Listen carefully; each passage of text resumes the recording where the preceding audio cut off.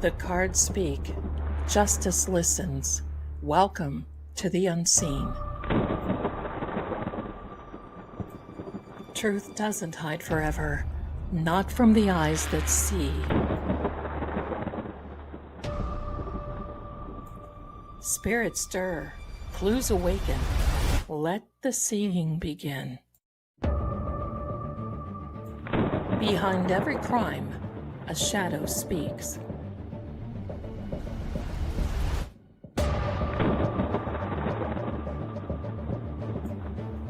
I'm Lady Zelda. Welcome to Seeing Crime.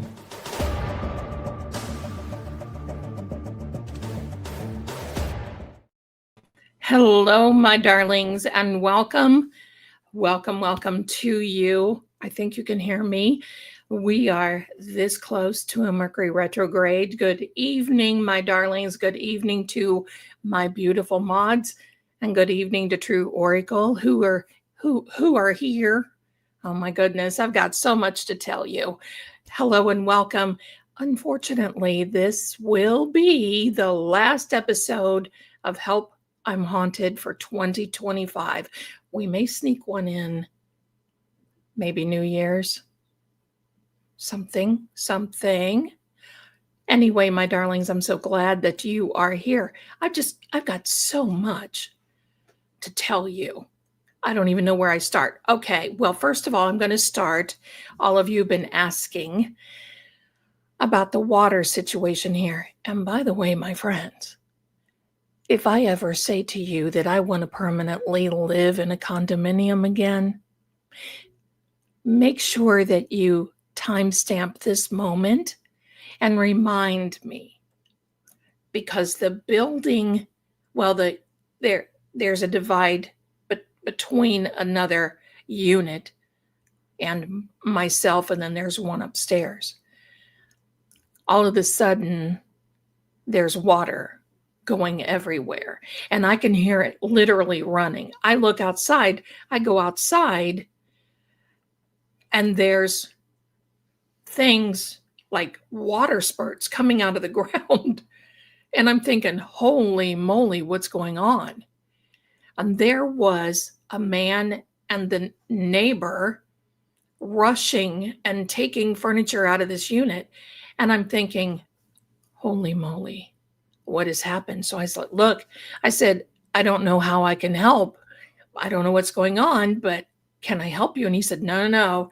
He said, the people next door were rented, the landlord, I guess, because I'm in an area where it's a lot of university students. So the landlord, I guess, pulled up a toilet and yanked it because they couldn't get it off of the floor. And holy moly, as in yanked the whole pipes, and the pipes burst within the wall. And they tried to do something and they backed up, and listen, it was so bad. I had to laugh in a way. The parking lot was like water. It's a good thing that the weather did not get cold, because we would have been skating. And I can hear them sawing and everything over here now. So, so time out. I don't know if you can hear them sawing, but they're sawing. I mean, what are you going to do? You can't cry. I feel so bad for this person, but a couple things I want to share with you. First of all, in the midst of the muck, the mire, and the mayhem, beautiful Virginia sent this beautiful, it's another graph notebook, and I love those. They're just wonderful. They've got, these little things that I love. They've got just beautiful pockets back here, a pen holder. It's perfect for the Zeldon Codex case system. And it is now available, my darlings, on the website if you want your numerology on steroids done. Pop on over there. I've left a link in the description, and the mods have the link in the chat. That's from Virginia. At the same time, I got another one from Debbie. And Debbie not only sent this, a pink, beautiful pink, she also sent another little goodie. Let me put, this is like running the cockpit of an airplane. I want you to know. Look at this cup. Now I have these cups, and I love having a set, you know. Look at this. Does this not look 3D to you? So thank you, Debbie, for that. Now, here's the funny part. Funny, but not so funny. Thank God this was packaged. I mean, look at the styrofoam for years on here, so it was fine. I hear the Amazon truck pull up. He's sitting out there. I hear him getting out and going, hello. I go outside, and he goes, catch. And he tosses my packages at me. He couldn't get through because the water was too deep. So, you know, I'm standing here and, you know, hey, go long, you know, this sort of thing, right? So that was kind of funny, but I'm also going to tell you another thing. The beautiful shampoo, the carpet cleaner, I call it a shampooer because I'm from 1970 something or other. The carpet cleaner that Miss Andrea got me came in like a champ because I saw water starting to come in. I hooked that baby up and took care of it immediately. There would have been no way because the old one I burned up. So thank you, thank you, thank you. Bless you. Well, they were telling people not to come and step in the water because they had electrical, they had electrical things. They had cords, I wouldn't have wanted them to. Yes. So thank you, my darling auntie. So thank you there. So Swamazon is right. You guys are so generous. And just as a little reminder, and you guys are so cute, since I am your favorite grifting psychic, I might be the only grifting psychic, but since I'm your favorite grifting psychic, I thought I would put that up there. And thank you in advance for your generosity, because you guys always are so generous to me. Now, there's been a lot going on. Yes, and you wrote that sweet little beautiful, sweet message from the 4 fur boys and Virginia. Hold on. I got a little, where is that? Sound. Here's the applause. Thank you, StreamYard. They're trying to keep up, I guess, with the Joneses. So anyway, my darlings, all is well and all is good. So now we have a birthday, and it's Gina's birthday. So before we go any further, Gina is 29 years wild. Bless you, Gina. So here we go, everybody. I want everybody to welcome and to wish beautiful Gina a happy birthday. Happy birthday to you. Pardon my voice. Happy birthday to you. Happy birthday, dear Gina. Happy birthday to you and many more.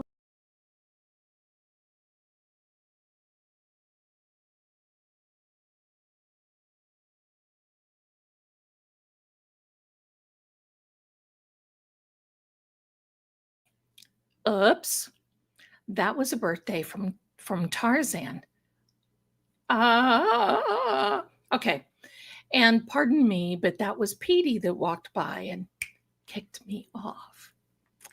They've been turds. They've been turds. So thank you so much. Yes, I came back. I'm back. Can't get rid of me that easy.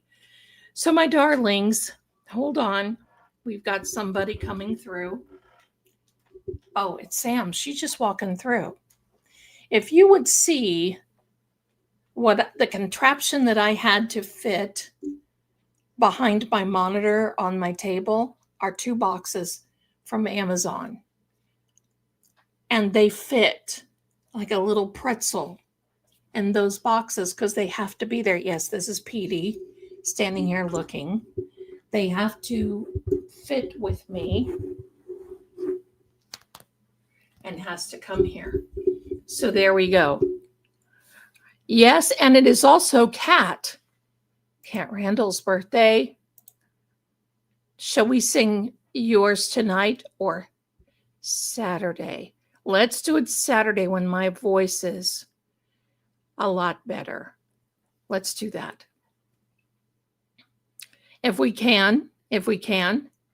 Thank you. He is the one who sits in the bathroom and looks in the mirror at himself. This is what I raise. And he's learned how to turn on the bathroom faucet. So at night, I hear the water running. It's not paranormal. It's paranormal Petey, who sits in the sink and lets the water run on him. I do not know. All right. Well, let's do that Saturday night. Patty's birthday is Monday. Holy moly, we got birthdays around us. So this is going to be a night. I want you all to get your snacks, have a little potty break, relax, do your thing, and I want you to get ready. You may have heard this story before, but I've got a visual for you. And this is going to be something that you possibly have not ever heard before. My goodness, I've got cats going crazy. So here we are. Hold on. There we are. Okay. Let me set the center stage for you, my darlings. Get my notes. Because I got to have notes. Here we go. In 1965, Ron and Louise Defoe moved from Brooklyn into a house that was located on 112 Ocean Avenue. They and their 5 children christened the home as High Hopes. That's sad, isn't it? And for 9 years, the neighbors described this family to the New York Times as a nice, normal family.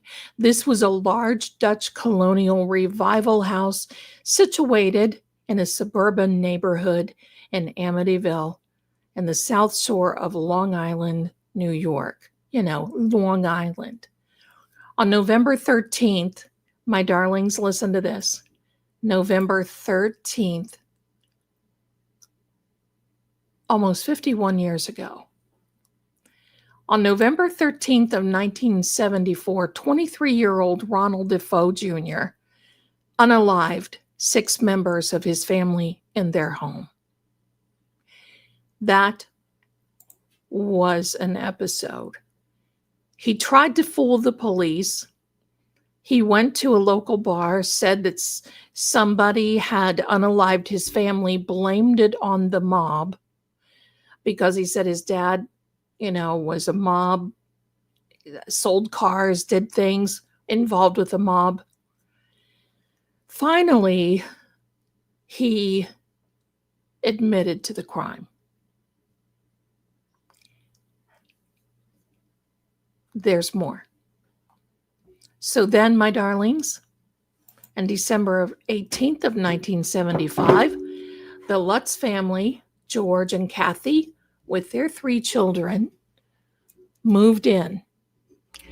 Much of the Defoe's family furniture remained in the house and was included for $400 as a part of the deal. Now you're going to know why later on why that was a bad idea. A friend of George Lutz learned about the history of the house and wouldn't let it go, insisted on having the house blessed. 28 days later, they fled from the home. They packed and they moved, and they left everything.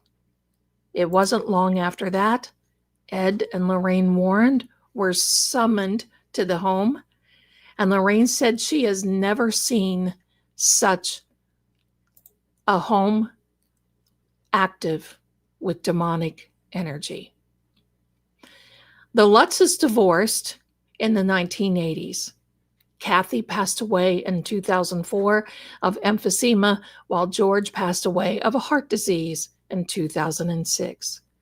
Ironically enough, their children went on to deny that things went on in the home. I beg to differ. William Defoe Jr. passed away at the Sullivan Correctional Institute March 12th of 2021. He was 69 years old. He was serving 6 25-year-to-life sentences and was denied parole by the parole board several times. His death was announced in the New York Times on my birthday, March 15th. Some places never leave you, even after you've driven away. In September of 2016, I stood at the edge of Ocean Avenue in Amityville, Long Island, a street that hums with the kind of silence you can feel in your bones. The air was heavy. The house was impossibly still, and what I felt and saw there that day has stayed with me ever since. You think you're prepared when you read the books and you see the films and all that stuff, but standing there is different. The light bends a little oddly. Even the sound of your own breath seems to pull against you. I remember the creak of the front step, the way the air changed when I crossed the threshold, like the house was deciding whether or not to let me in. Tonight, I'll tell you exactly what happened inside that house when I visited the Amityville House in Long Island, New York. And I will also tell you the aftermath. So this may be a little long, my darlings, because I'm going to start from the beginning. I was living in Tennessee. Pardon me. Yes, and I have been drinking pickle juice like there's no tomorrow.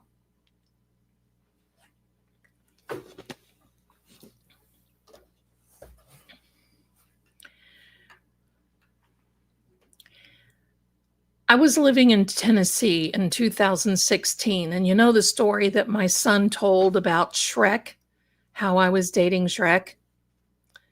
Well, Shrek's family lived in New York, Long Island.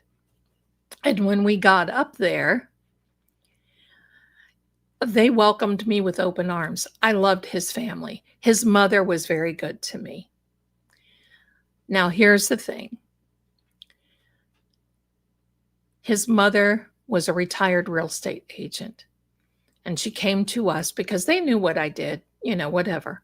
So there we go. Hold on. We've got Miss Janet, Misdemeanor.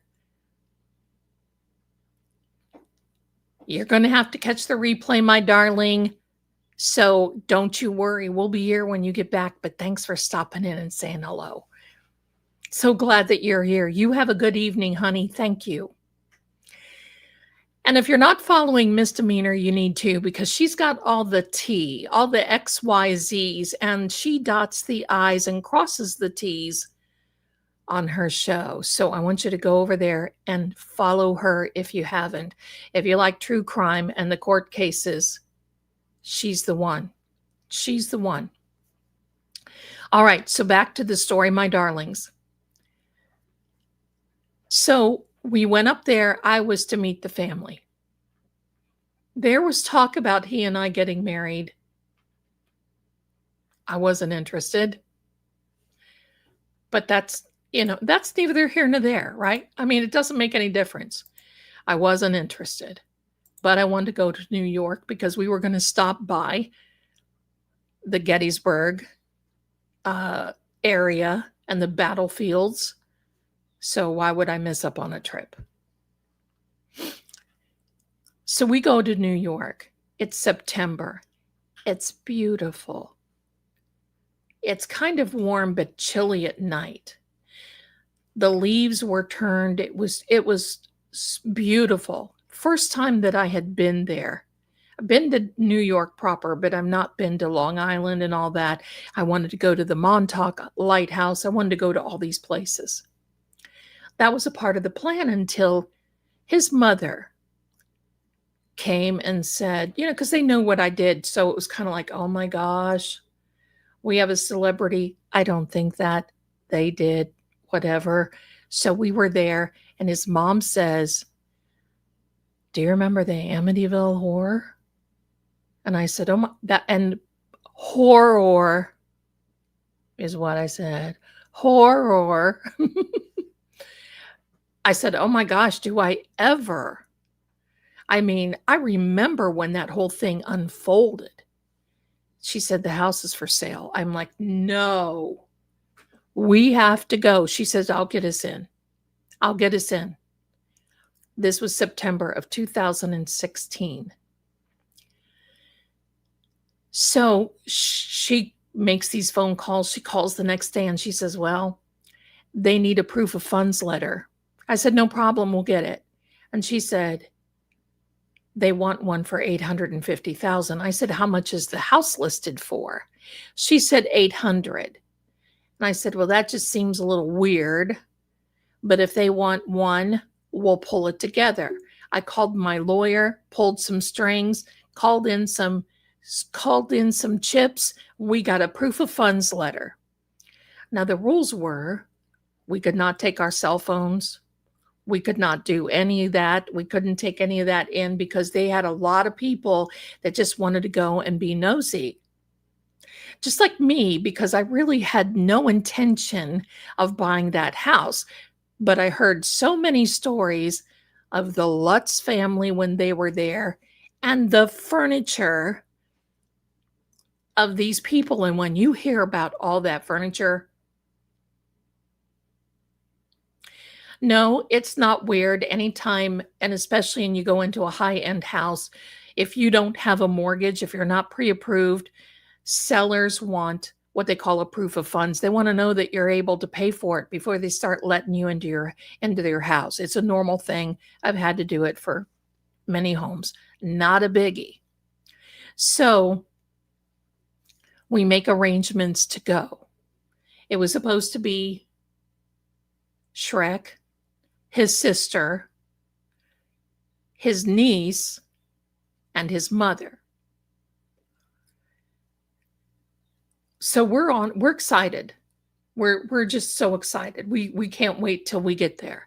We get there, we pull up, and the realtor is sitting on the road. Wasn't in the driveway. Now the driveway is kind of a shared driveway. It's concrete throughout, and it's a neighbor. And I'm like, okay. Now, the boathouse, which was really big in the movies and everything else, supposedly Mr. Lutz had an experience in the boathouse. I wanted to go in there first, and the realtor said, you can't go down there. I said, wait a minute. Hold the phone. I just gave you a proof of funds letter. I'm going to go. And he's like, no, you no. And I thought, okay. And so his mom is looking at me like, don't wipe out the realtor while we're here. We want to see this place. So anyway,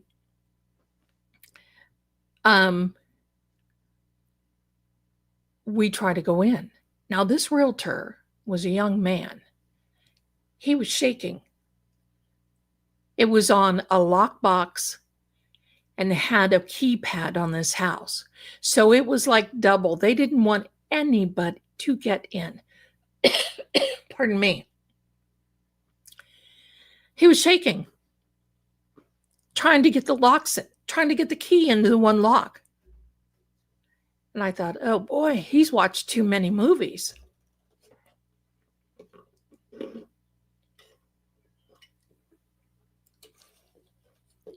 Thank you, Jack. I said, oh my goodness, this guy's watched too many movies. So we go up to the front door and he won't go in. He said, there you go. And I said, well, what if we have any questions? He said, if you have any questions, you can, oh, that was Riley that just walked by. He said, if you have any questions, you can ask me when you come out. And I'm thinking, oh my gosh, this poor guy, he's freaked out. So I ground myself. I put my hand on the frame, the door frame.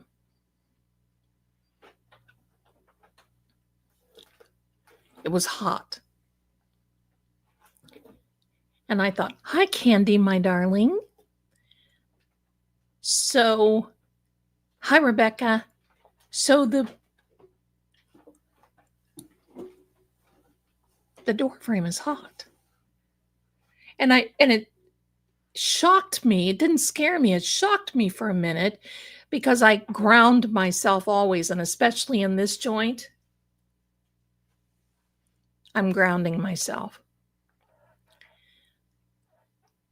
So we get in, and the realtor closes the door behind us.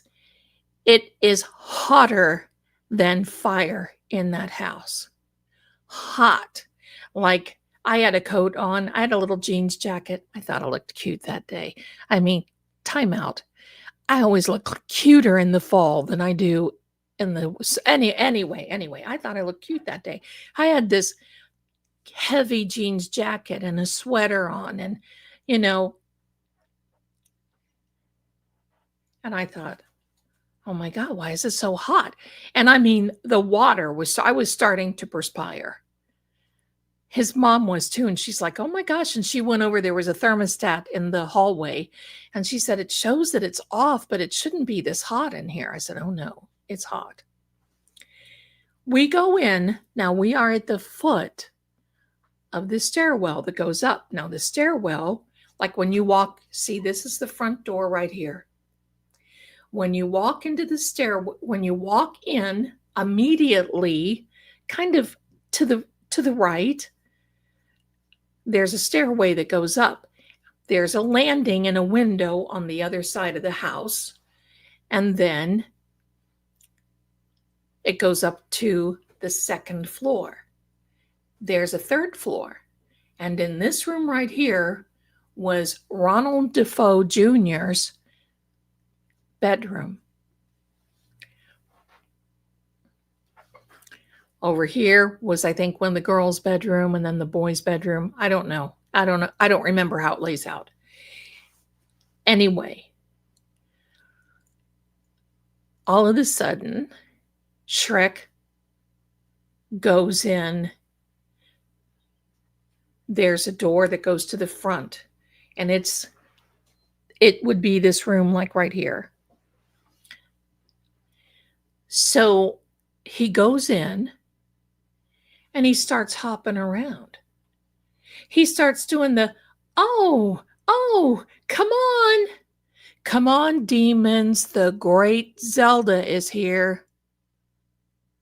I'm thinking, oh, shoot. His mom looks at him and says, what are you doing? What is that? Now, time out. It was just his mom and I and Shrek that went into the home because the sister got weirded out, sat in the car, and the niece, the sister's daughter, was so weirded out. I know how it's pronounced, but I'm not going to pronounce it here the way it is because I don't want to call in that energy, but thank you. I know how it, I mean, they were weirded out. So we went in there. He's dancing around. Here she is. Here she is. And all of a sudden his face starts changing. I'm thinking, what the heck? So I looked at his mom and I said, I don't know about you, but I've had enough because the heat was so hot. We did not get past in that front. That's fine, Cupcake. We did not get further than the foyer or the foyer. He all of a sudden tears through and goes upstairs. And you can hear him running from room to room. I'm here.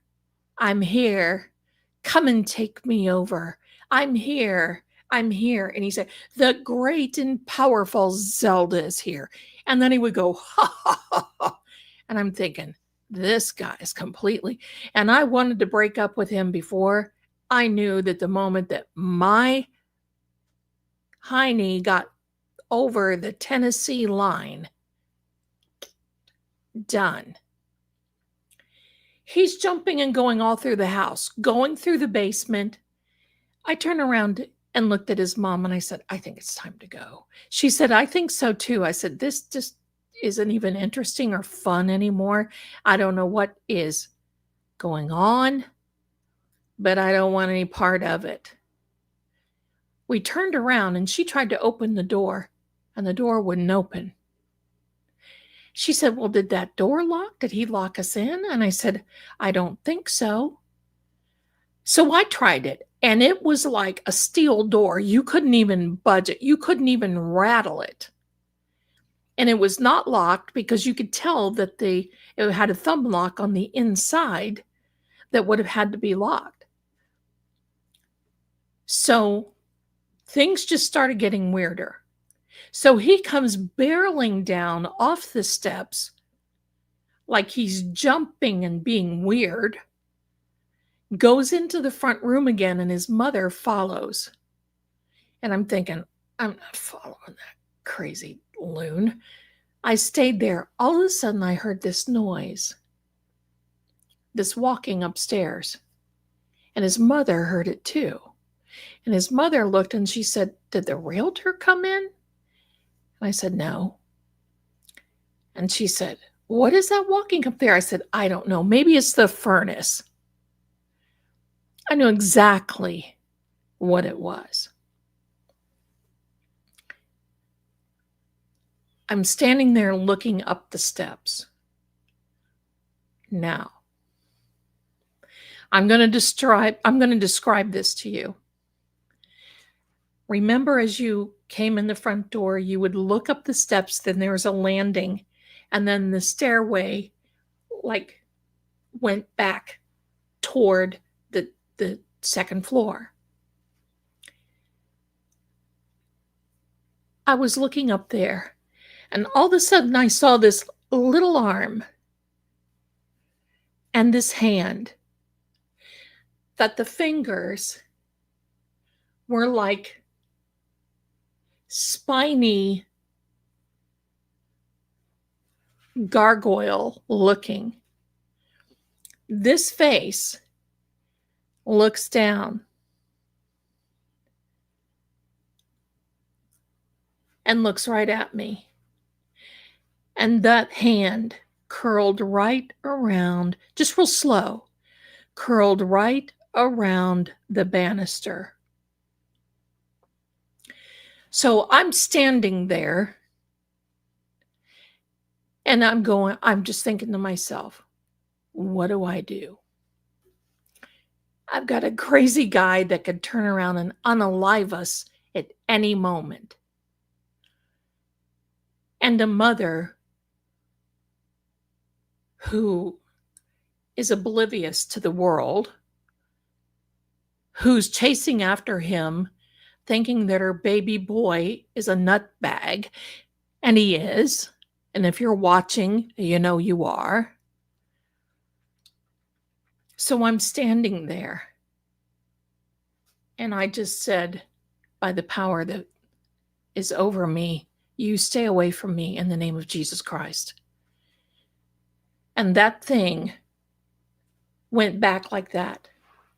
But it stayed on the staircase with his hand on the banister. I'm going to show you what it is. And don't forget, we got a drawing tonight, my darlings. Give me a second. I'm going to show you what this is, and you have to look closely. You have to look closely. Now look over there at the top of the stairs. You see this arm? Let me see if I can make it a little bigger for you. Oops, I made it bigger for me. I don't want to do that. Let me see if I can make it bigger for you. There. At the top of those stairs. Now, this is a real picture, by the way. This is a real photograph of how that looks out. So the door would be just like you're standing in front of that stair. This is an exact picture of how it looked from the listing and how it looked when we were there. Now, I brightened that little arm and hander, right? Hello. I brightened that a little bit so you could see exactly what it looks like. And that's what was there. You have to look at the ceiling, and it looks like it's by my let me take the grifting QR code off. See there at the top of the steps? To the left, about 3/4 of the way when you get up to the steps, to the left, you see there's an arm hanging down from the ceiling. That's kind of like what I saw. It's kind of like what I saw.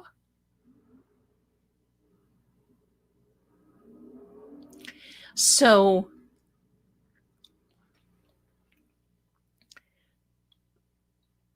yeah. Now let me tell you a little bit. Time out. I need to go back in time. Yeah, it looks like a little X-ray left hand is what it looks like. I wanted to brighten it up and I couldn't brighten it.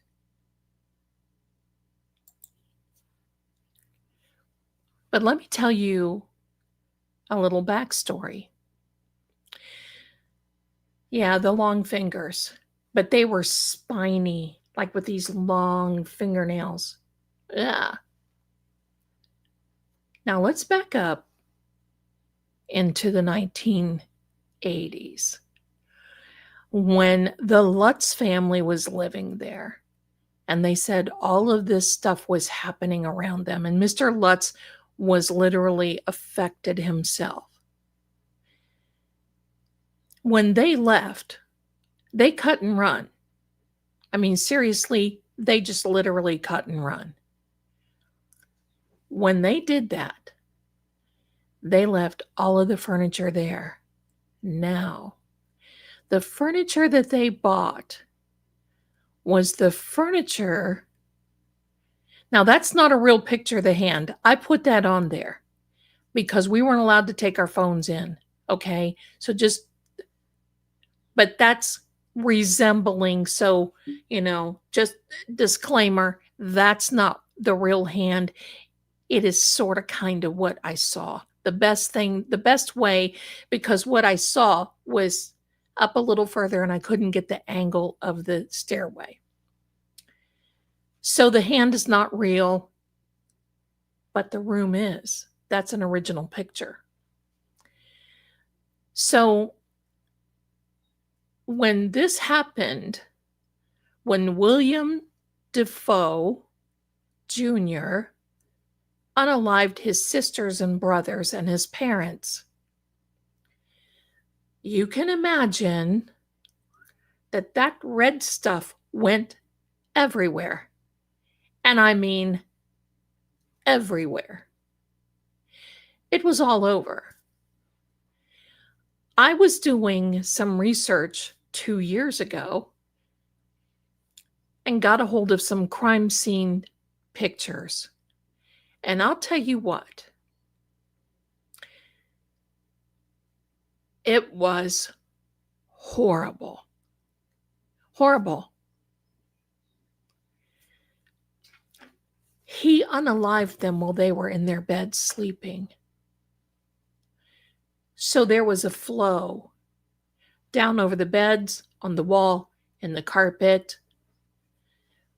Now, when the crime scene people went there, because obviously it was on the market, these people, the Lutz people bought it. They kept that furniture. They got rid of the mattresses. And quite frankly, to tell you the truth, it's been 51 years, and some of the original wallpaper is still up in the bedrooms. That is what the realtor told us. In that wallpaper is still some spatters from that crime scene that never changed. So you can imagine those Lutz people for $400, even though, now listen, things happen. And I've lived in houses before where people passed, but not violently. And I have to wonder, were the Lutz mom and dad, Kathy and George, were they just kind of like dumb? Can I say that? Were they just like dumb?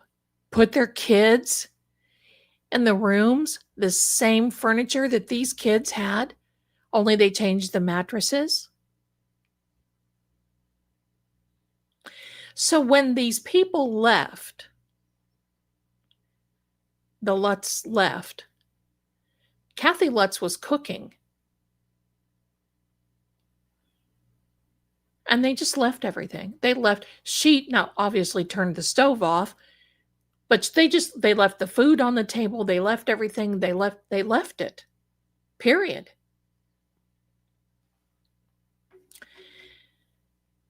Then, of course, they started having these problems. And this man came in and wrote the book. Now, the man came in and wrote the book, and then William Defoe, yes, his name is Defoe Jr., thought he could get some type of an insanity defense because of this book and wanted to try to get out. And they turned that down. It pains me to think that 2 of those children would have been my age today. And I'll bring you into the future. So when they left, they just left. They basically had they basically had the clothes on their back. They grabbed a few things and they cut and run. But they had a few psychics that went. And they had Ed and Lorraine Warren go. And they sat around this table. And it was one of the most bizarre things that you could ever see. If you want to watch these. In fact, I found something today from In Search Of. Remember with Leonard Nimoy, In Search Of? There's an episode about the Amityville horror. So now come back to the most recent past. So I'm basically pounding on this door to get out of this house. Bottom line. And we're trying to yell at the sister that's outside in the, his mom is at the window going like this to the sister, trying to get her attention to come and get the door. So we're pounding on the door. This nutcase Shrek is rolling all around this house like he is a nutcase. And at first I thought he's just doing it to be a jerk and to show off in front of his mommy. And then I thought, oh, I don't think so. Because when he was in the front room and he turned around to talk to his mom, he looked over his mom and he looked at me. And it was one of those looks where he lowered his chin and his eyebrow raised. And it was an evil gaze and his face changed. And I thought, oh, here we go. Hello, here we go. Finally, the realtor comes up. We're pounding on the door. Realtor comes up, opens the door. And we said, what the heck? We couldn't get out. He goes, what do you mean? It's unlocked.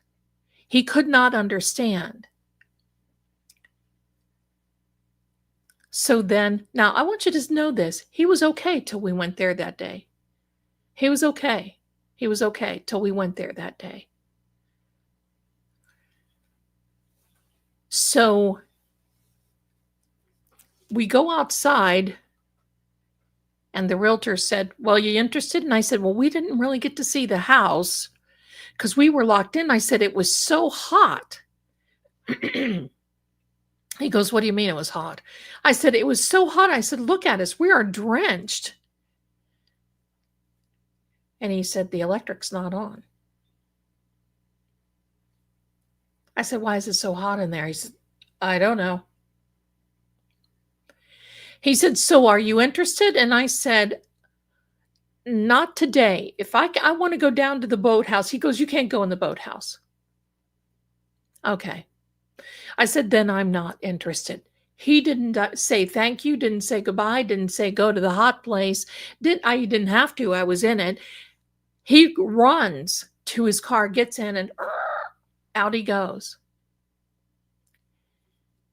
So we go out and we're talking. We get in the car and we're talking about this, and Shrek is driving.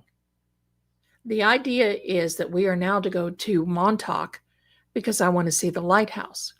So there's a stretch of road that goes from Amityville to Montauk. And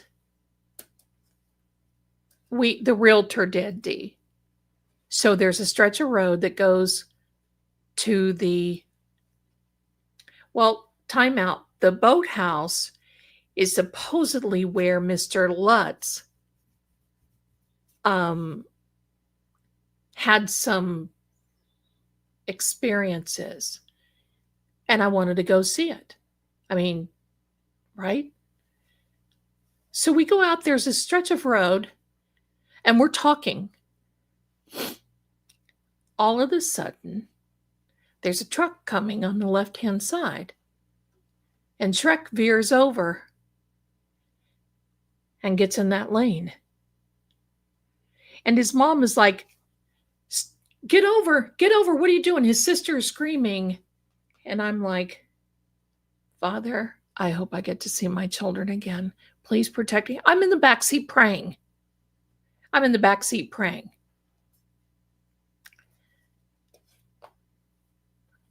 All of a sudden, he gets back on the road again. Then he does this, then he does that. He's driving sporadically all over. We run out of gas. We run out of gas. Who runs out of gas? He runs out of gas. We had to call AAA to come and bring us gas. We were out there at almost sunset. We finally get the gas. We finally go to Montauk. And he looks at me and goes, do you want to go up in the lighthouse? I said, well, I was thinking about it. Maybe your mom would like to go.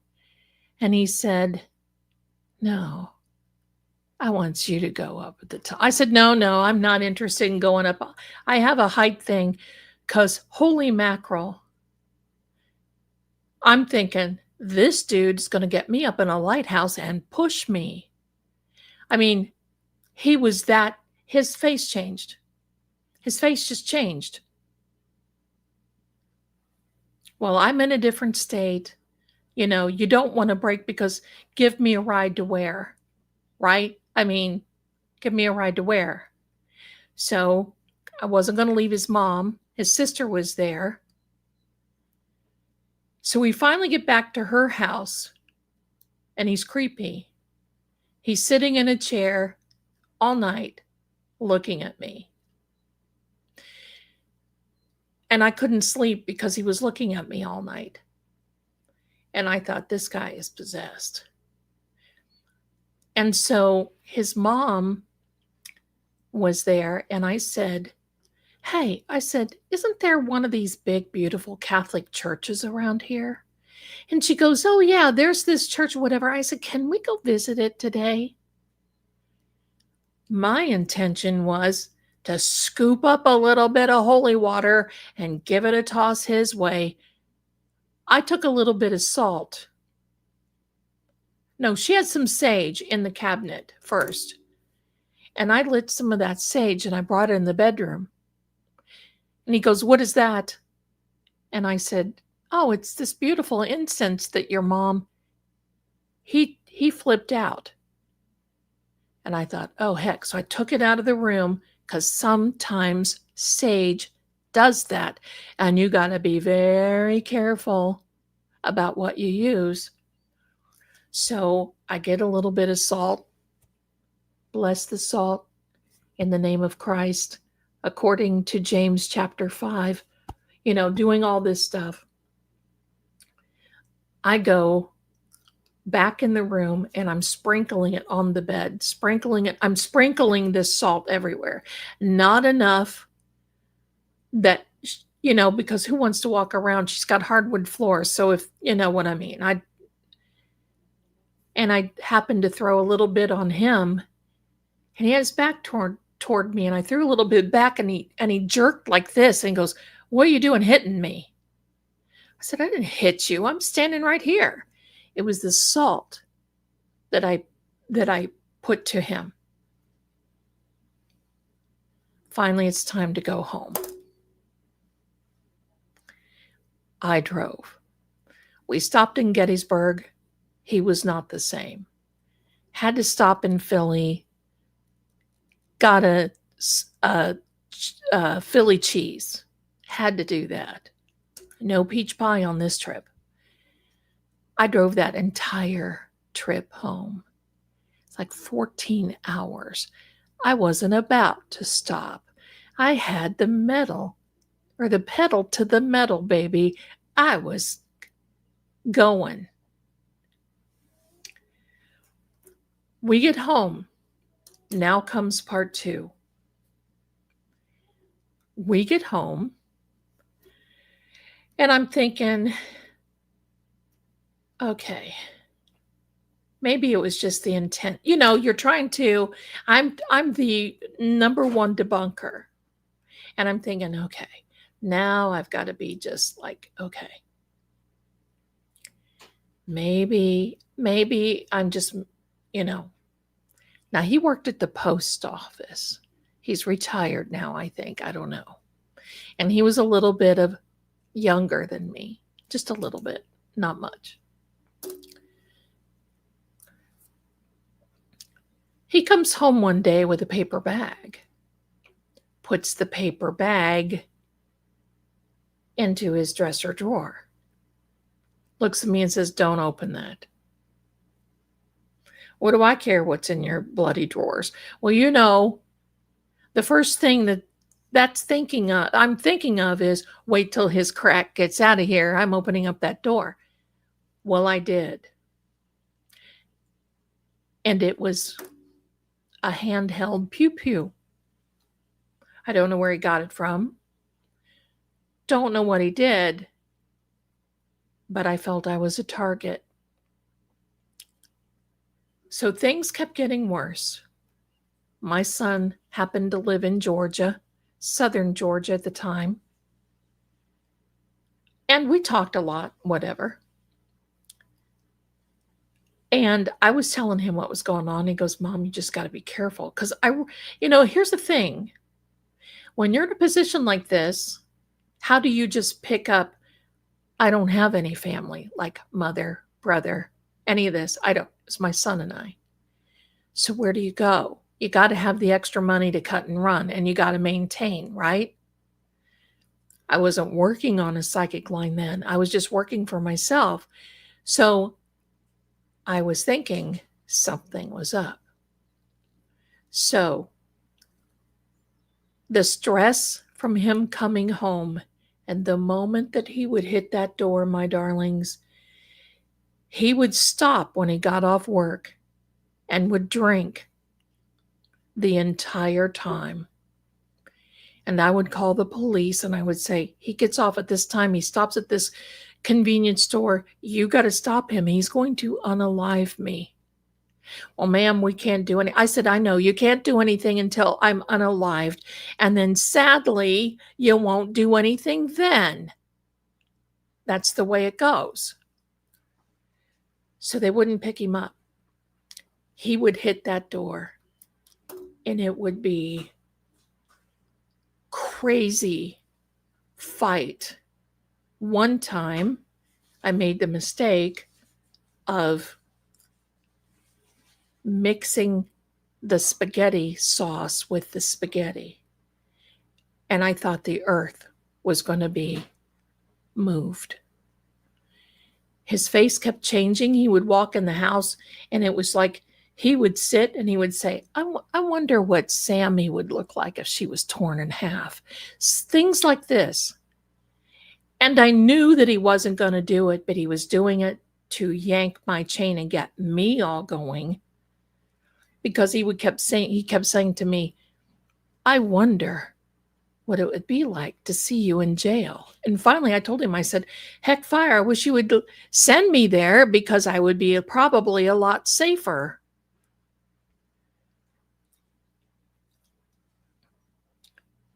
So finally, it got so intense that I would mix blessed olive oil with salt, and I would put a little bit on the outside door before he would come in. Now, he's possessed. He is. And I'm going to tell you at this point, it wouldn't have mattered what crystal or whatever it is that I had, because it wouldn't have. It was charging through just about anything and everything that I was putting out there at him. And I'm pretty good at that. I had my iron on me, so he would come near me and then he would stop. But he was loud and he was drunk and he was putting fists through walls. It was his house. I didn't care. I knew when the time was right, I was going to go, and I was making those arrangements. One night it was so stressful. I had this horrible headache and I said, "I got to go to bed. I just do what you want to do. I don't care." I am to that point. I do not care. Do what you want to do. During the middle of the night, I literally felt like a 2x4 hit me in the head. And I couldn't get up. It was so horrible. I tried to speak because my mind was functioning okay. My body was not. I laid there awake for a very long time. Finally, the sun started coming up and I didn't get up. And he came around to the end of the bed And he looked at me and he goes, "Oh, look at you. Well, you look like you've had a stroke. So, you know what? I don't have time to take you to the hospital. I don't have time. You better call somebody because I'm going to work." So he left and left me there. And as the day that went on, I was able to just, you're healing, you're healing, you're healing. You can get up, you're healing, you're healing. And my son had been calling me and couldn't get through. And he was worried because he knew how he was. Finally, I was able to fall out of the bed and I could see that my son was calling.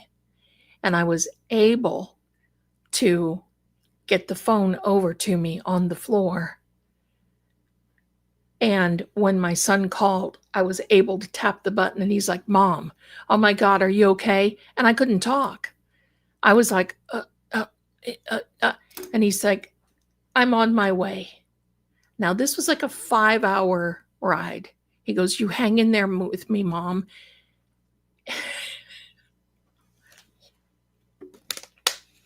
There's nothing like a son.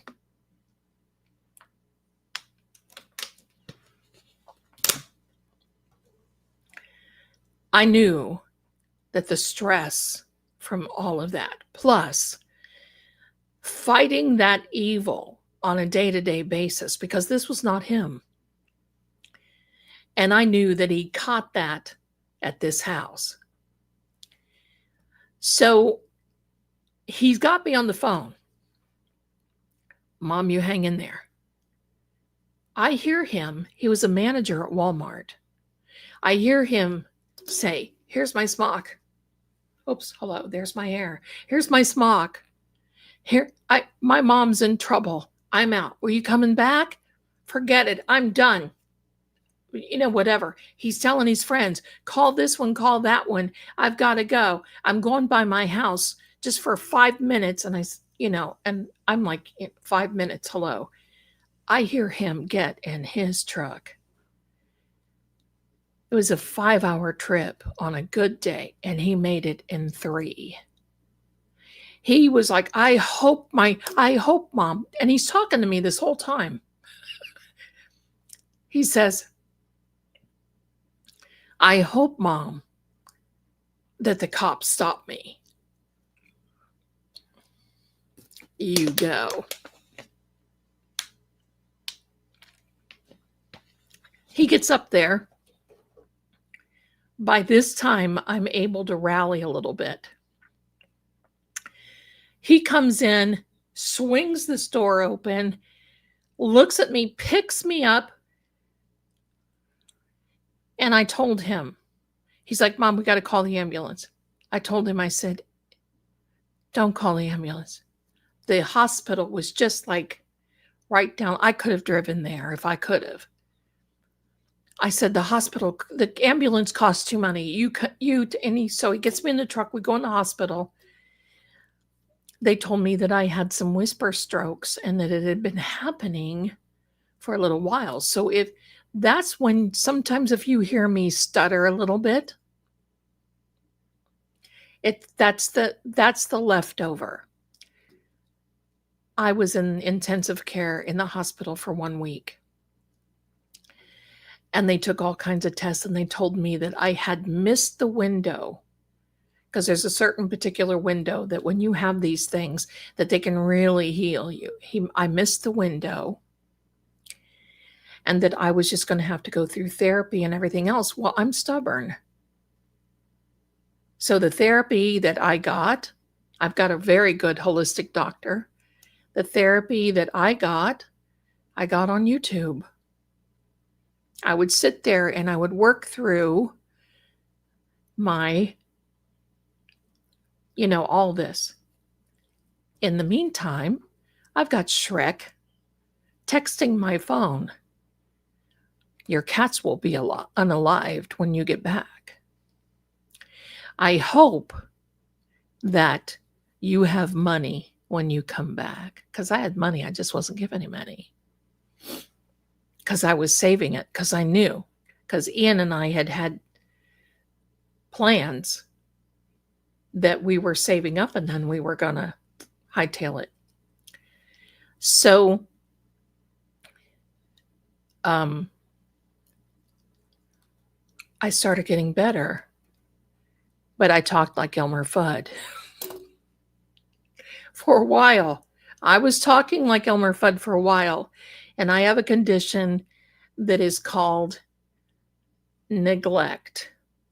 So sometimes if I'm really tired, it only happens like when I'm walking around or something like that. If I'm really tired, if I'm walking room for room, I see a doll, I see the doorway there, or I see a wall there, and I just can't get my body to go where it needs to be.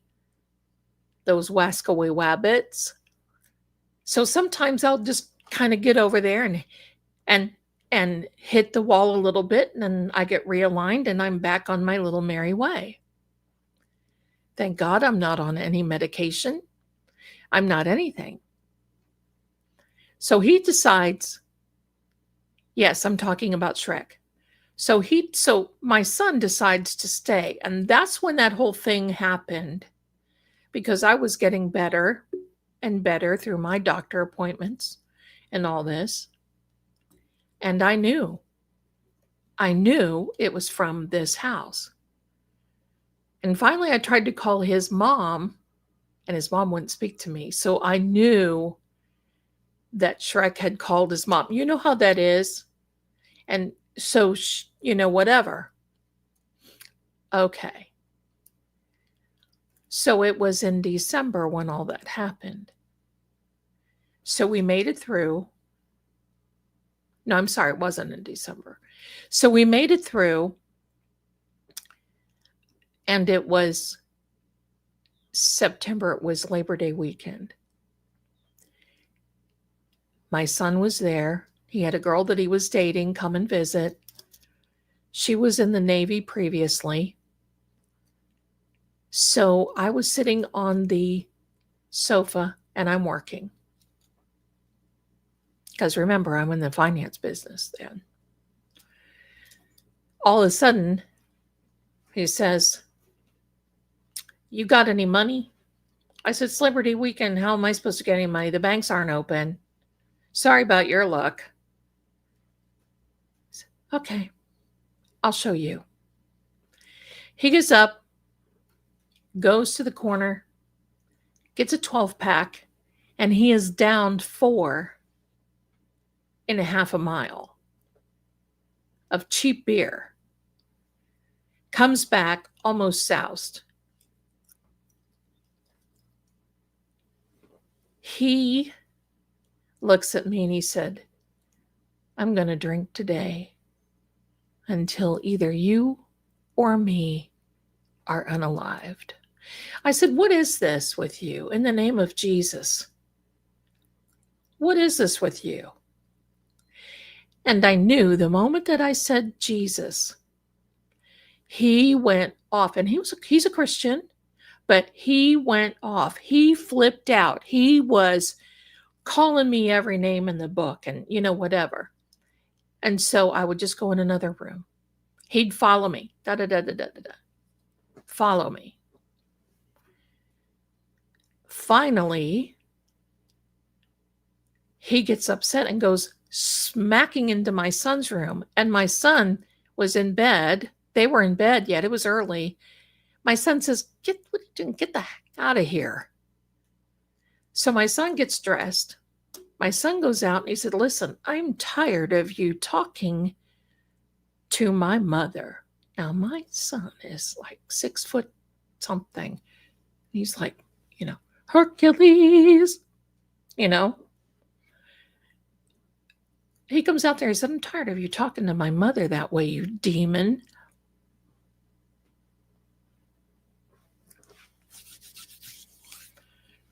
So it starts. Shrek comes over and hits my son. And Ian looks at me. I said, "Don't you touch him. You know what he wants. Don't you touch him. I call the cops." Sit down, demon. That's right. Sit down, demon. I call the police. The police come over. By this time, Shrek goes in his bedroom and I hear the bag rattling. And I told the kids, I said, you need to get up and get out of this house right now. We are in danger. They went this way. I said, we need to split. They went this way. I went this way, ran to the neighbor man who was a Vietnam vet who didn't give a crap and who had the biggest crush on me. And Mark, if you're hearing that up in the air, thank you, because he passed away. Not then. Had the biggest crush on me. And I went over there. I said, you got to help me. He goes in and gets his pew pew. And I'm thinking, oh, here we go. Here, showdown at the Sundown Corral here. Whatever. He comes outside and he's screaming and waving this thing. The police pull right up. And he's looking at me and he goes, you need to arrest her. You need to arrest her. They took me to the side and I said, you want to hear something weird? I'm going to tell you. And the one guy looks at me and goes, can I ask you a question? I'm like, yes. And he goes, is your name Zelda? Here we go. I said, yes, sir, it is. And he said, my wife watches you. And I said, thank you, but we're here for a different reason right now. And this guy is going to unalive me. And I use the M word. He is going to unalive me, my son, his girlfriend, or all of us. It is going to be just like the Amityville horror, because this started when he and I went. And we went there. And the cop looked at me and goes, you were at the Amityville house? And I said, yes, sir. He said, can I ask you why you were there? And I said, well, it was because it was for sale. And we went up and we were to look at this house because you just never know. And then he looks at me and he goes, did you get this? And I said, if you want to call me, we'll talk about this another time. What are you going to do about this guy? Because this is it. He said, I'm handling him. And he looked around here and he looked at him and he said, if you don't shut up, because he was screaming. I was so embarrassed. He said, if you don't shut up, he said that. If you don't shut up, and I don't talk like that, but the cop did.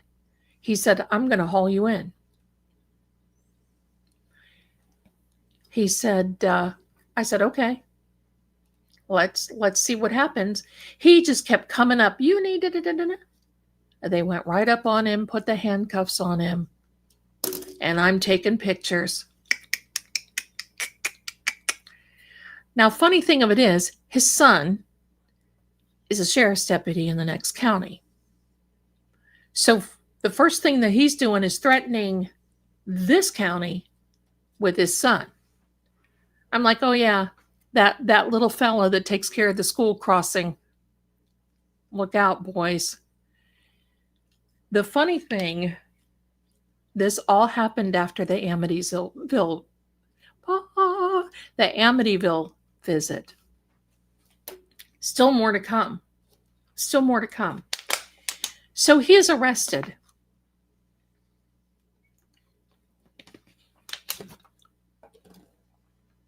The next day, he had his son turn our utilities off. And it was brutal. The heat was horrible. I had friends, my boss, all these people gathered around us and they knew what was going on. And we got utilities on. And I went down to the police department and I said, look, how long can you keep this game player? And they said, how long do you want us to keep him? And I said, oh, I don't know, 30 days. Okay. So they kept him. He bailed out and the judge made him go to his son's. So he had to be there at the son's. And it was maybe 60 days. Pardon me. The most blissful 60 days that we had had. My money had come in that I had been expecting. We ate like kings. We slept like queens. And for the first time in a couple of years, I felt safe. But there's more to come. So we decided my son was going to go to university, and we decided we wanted to buzz off. And we buzzed off. I moved out, took the cats, took everybody with me. That was the last time I saw him. I still have the pictures of him going away in handcuffs, but hey, that's okay. Maybe I'll auction him off one day. The next thing you know, he gets married 3 months later. I won't tell you what she looks like. Maybe she's a nice girl. Could be. So, I'm not going to judge that little book by the cover. Pardon me. So, it was about 60 days from the time that it was about 4 months. It was about 4 months from the time that we saw the house, I think, until we were able to leave. So I have no idea when we moved out. He contacted me on Facebook. Are you happy?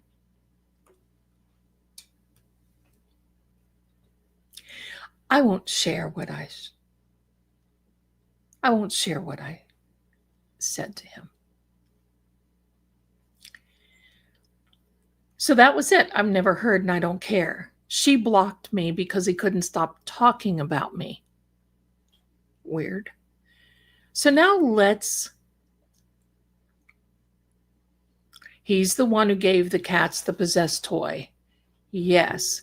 He's the one that when they were watching TV, that I turned around and stopped the television. Just a second. Sammy is angry because she can't get through. Did you hear her huffing? So now, we've been here for a little while. Sean Austin, paranormal investigator. You know Sean from Netflix, 28 Days Haunted. He's on the internet. He does all kinds of things. Yeah, the sock monkey toy. That's right.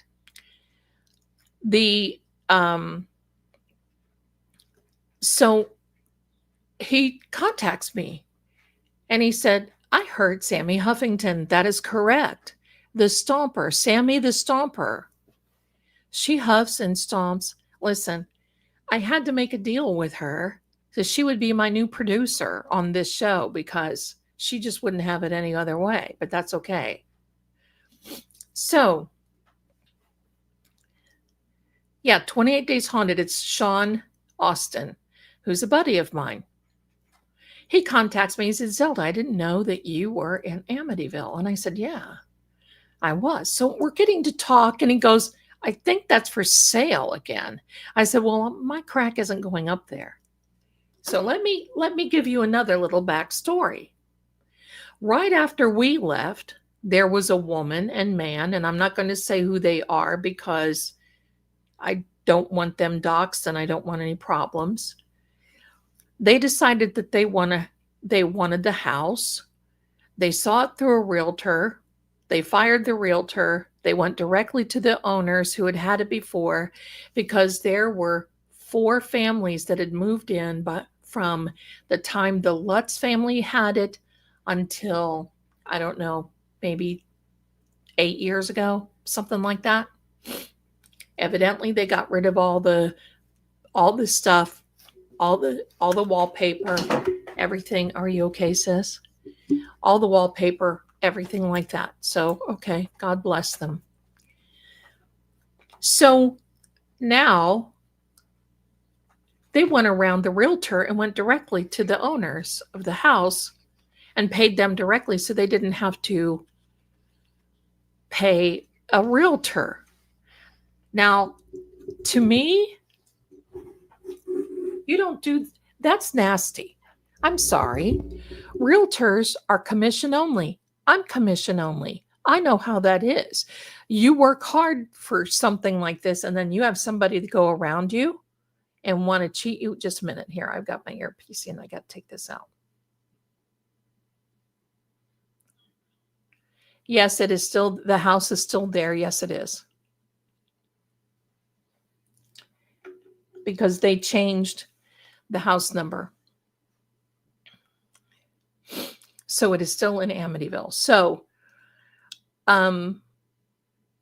So evidently, this realtor found this out and got angry and said, oh, heck no, and sued the client and sued the owner.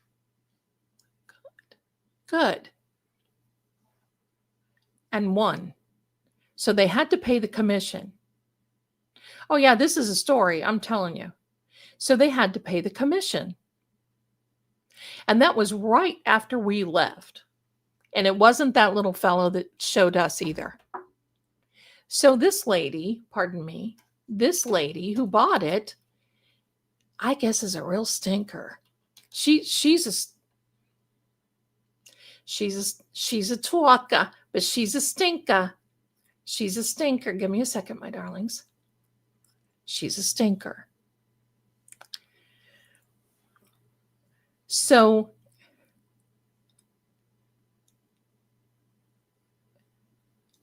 these people who've had this house, now let me say this.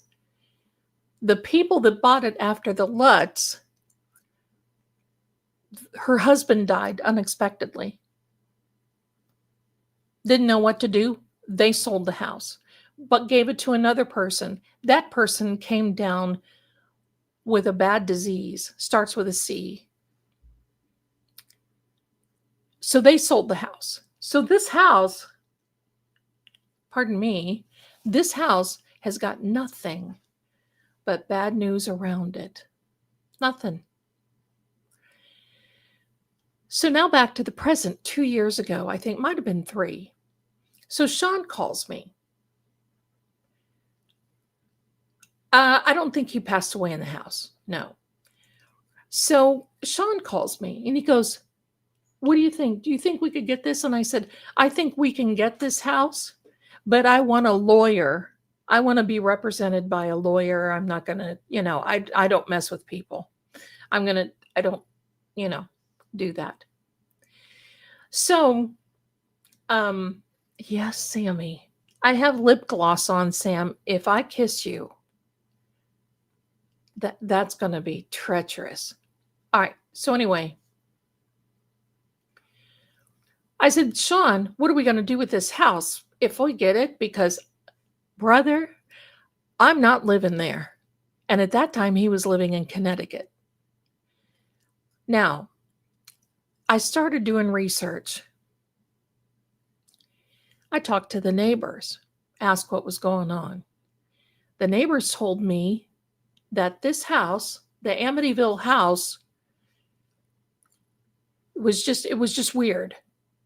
And that the people had family over and that the young man saw something in the stairwell and refuses to go back. I said, did he describe what it looked like? And he said, yes.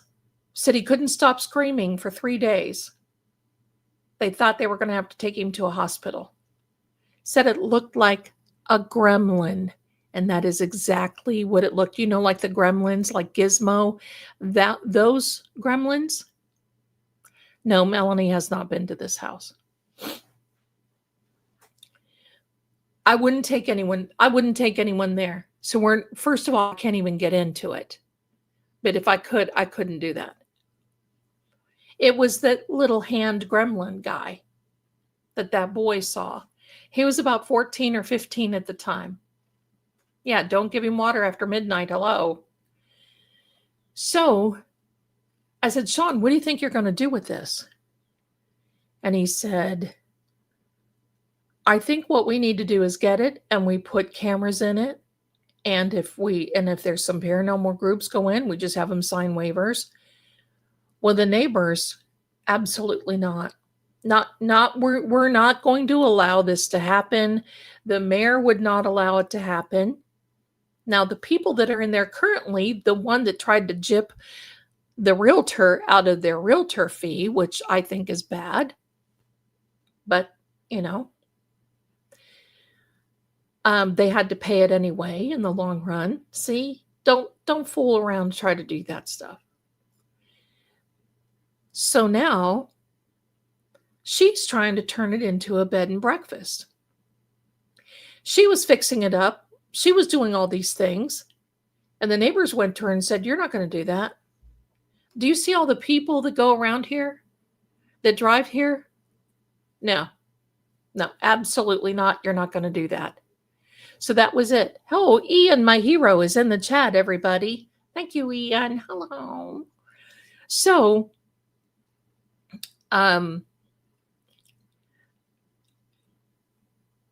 evidently she got a wild hair, and people who started coming around, she would have arrested.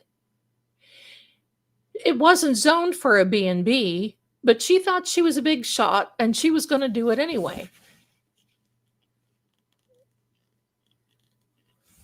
Well, they wouldn't have it. So this owner, current, had a lawyer friend who contacted me, was talking about how much would I pay. And I said, you know what? I'm going to tell you this.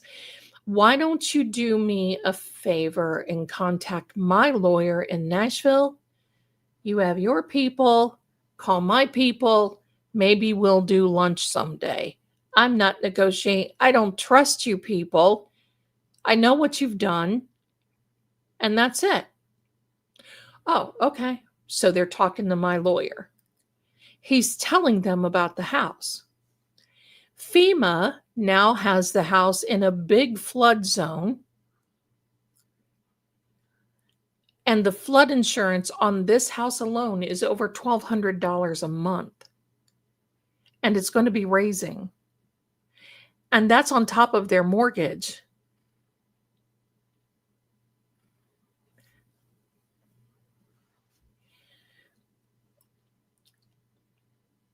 So now this guy wants a commission because he's talking to my attorney. And my attorney's like, "Please tell me, Zelda, that you're not going to buy this house." I said, "You know what? If I can, I will. But I've got to make some money off of it. I'm certainly not going to be doing something, I've got a hello." I said, "I want to get downstairs and I want to see the red room." Now, I'm starting to do all this research on the house. Evidently, one of the people who was involved, one of the magistrates who was involved with the Salem witch trials, owned all the property around there and all this property. What does that tell you? There's an energy around that to begin with, and there is supposed to be a red room in the basement. Red room, red room. Go ask Alice, you're adorable. Thank you.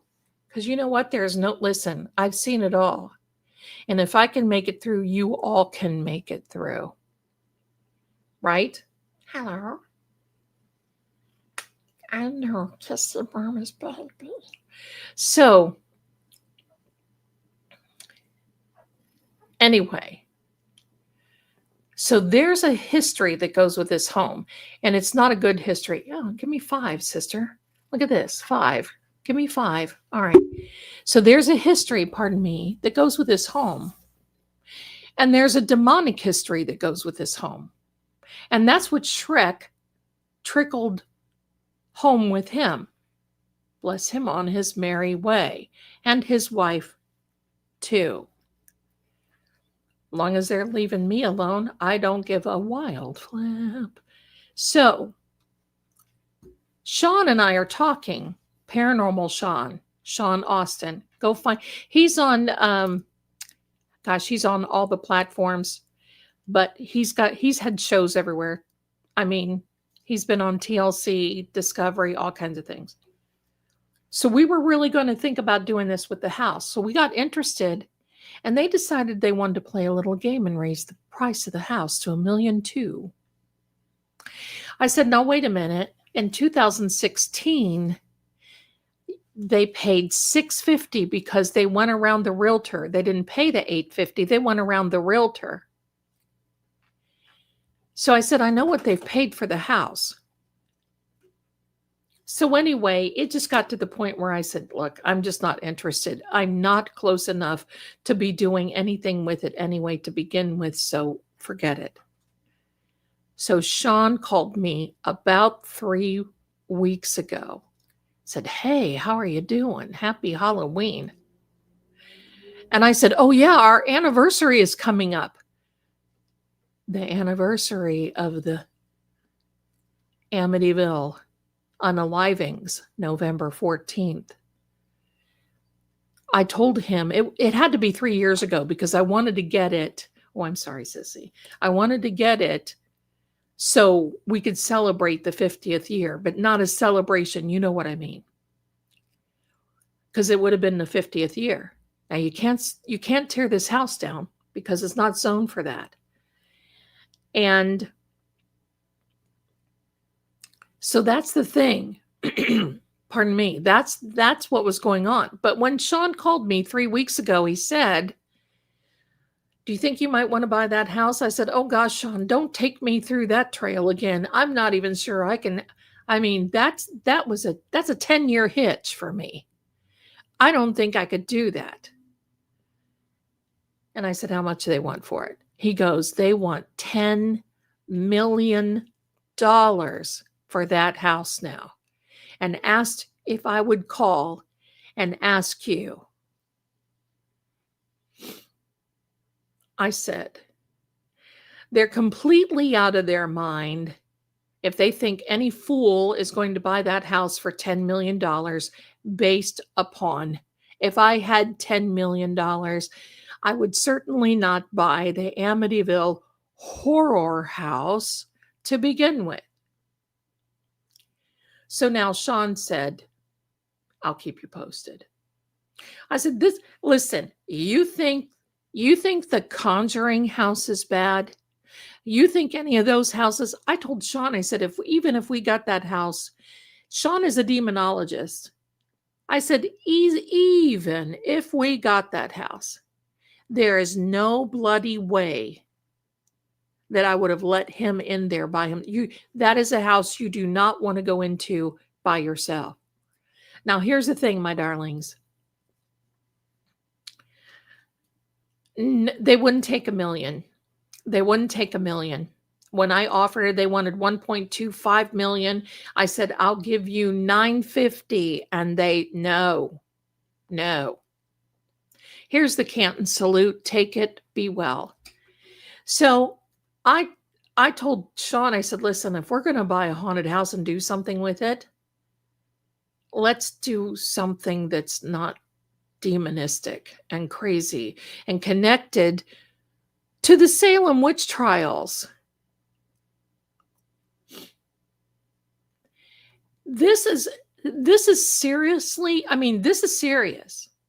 And for the fact that Shrek was affected like he was, I don't know. I don't have anything to do with him now. I mean, I don't even know where he is. And I wouldn't if I did. But the reality is, my darlings, wow. Just wow. Oh, thank you, Jerry. See, Jerry's more worried about me being a grifting psychic than I am. But thank you so much, Jerry. See, she's got my back. She's got my back. So there we go. But I think there is a portal in the basement of this home. Based on the land and the research that I've done on the land around this home, I'm surprised. Seriously, I am surprised that I survived that. And it has nothing to do with me and all this other, But the reason I'm all telling you this is, you see, I am an experienced chick.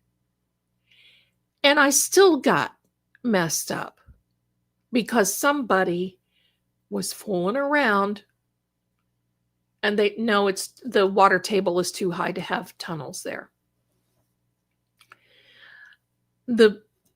It's too I wouldn't even move the house. There's so much there. Seriously, there's so much. Now, just because you change the wallpaper doesn't mean that those stains are going to go away. You can paint over them, and it doesn't mean that the stains are going to go away. They're still there. They're in the house. For those of you who don't know, or who didn't know the Amityville story, when William Defoe, I'm going to call it that way. I don't want to call that energy. When William Defoe Jr. did this, he got up in the middle of the night, unalived his parents first. Now, here's the weird thing, my darlings. He said, and this is one of the reasons why this fascination that I have with paranormal psychology, that, gee, the devil made me do it. That's what happened to him. He was hearing voices. There were a lot of things, but the one daughter was in the basement and took her neighborhood friend into the red room. And the neighborhood friend said she would not even go back. She would not even go back. But here's the creepy, weird part. I'm going to tell you. Every one of them that he unalived were on their stomachs. They were on their stomachs. And they were pewed in the back. In their backs. Every one. Now, I've got to tell you something. That thing that he used, I believe it was a rifle. Don't know what it was. Could be whatever kind it was loud. The neighbors did not hear anything. The neighbors didn't hear anything. And they said that the family dog barked one time. Now, hold on. Hold the phone here, my darlings. If you saw how close these houses were, you listen, I hear the neighbors have a body function, right? When you're close to you hear stuff. You're not going to tell me. And they said no dogs were barking in the neighborhood, nothing. They actually wanted to see if he used one of those, what are those called? You know what I mean? You put it on the end. It's like a little thing that silencer. Hello. No, he didn't use a silencer. He brought that out when the police got there. He brought that out. Didn't have it. Didn't have a silencer on it. Didn't have anything. Now, I have another question. There was time while he was walking around the house. My question has always been, did he give something to his family to make them sleep so hard that they did not wake up?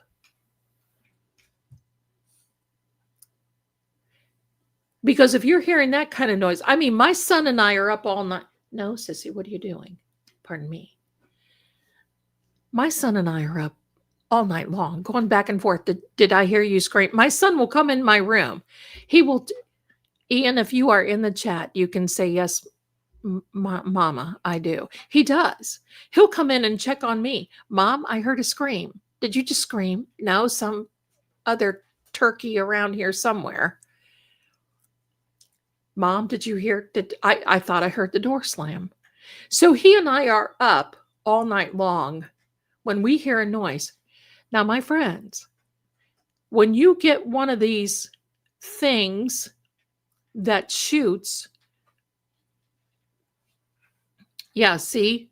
He says, yeah, I hear screams and bangs all the time. And he comes out and checks. He does.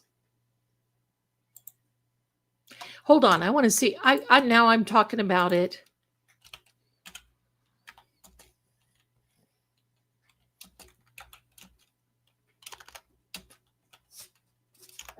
My arm fell asleep from her sitting on it.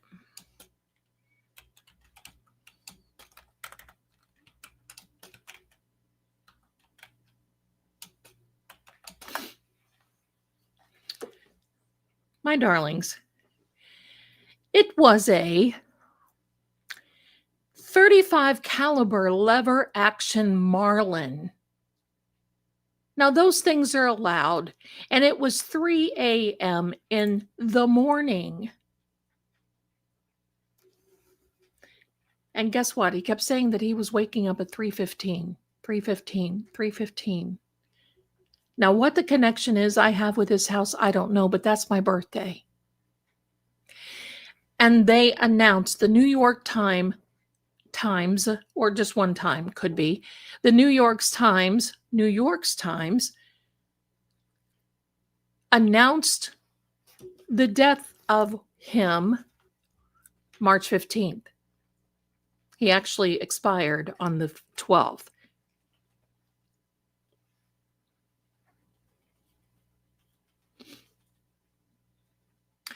And they kept saying that he would wake up at 3:15. And I'm going to tell you what, there's not a time that if I don't wake up at 3:15 in the morning, I think. Because 3:15 is supposed to be that time when things happen.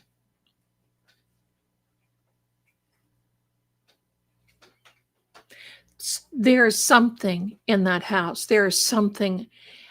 There's many things. There's many things. But using a Marlin, look it up. I'm not going to go through there with this, but maybe I did change. Not while we've been talking. I have the same glasses on, my darling. Yeah, it's the witching hour. But I always wake up I'm awake at 3 a.m. I think Ian is too. We haunt our own house. We're our own house haunters. You know, you see that show on HGTV. It's called House Hunters. Well, we have a show called House Haunters. That's what we have. There we go. There we are, my darlings. But you know, I'm always awake. You know, what size shoe did Jesus wear? You know. But here's a point that I want to make to you, my darlings, and those who are familiar with the John O'Keefe case. If this house, after 51 years, after painting, changing wallpaper, changing carpets, changing without bloody tearing the bloody house down, and even then,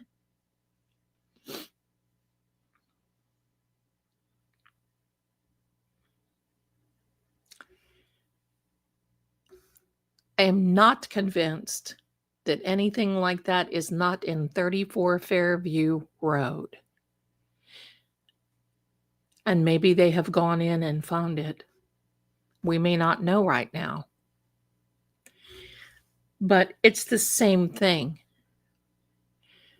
It's one of these things, my darling, that you just have to think.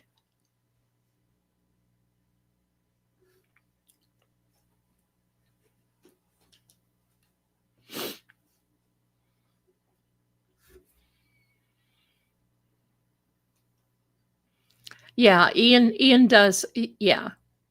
Mom can tell you, Ian has some pretty heavy duty intuitive gifts. Past empathic. And he struggles. I'm going to tell it with this right here. With everybody, and I say that because I'm looking at the chat. You're on this side. Ian struggles, my darlings, because he is so empathic that he can pick up things that I'm thinking things that other people are thinking and they don't even know they're thinking it. Not yet. There are times that I'm working when he'll come in and goes, "What's wrong? What's wrong?" "Nothing. I'm just working." "No, something is wrong." So he's got a big intuition, and that bothers. "No, sister, you may not. No, you're too itchy." Scooby's got the itchies. So,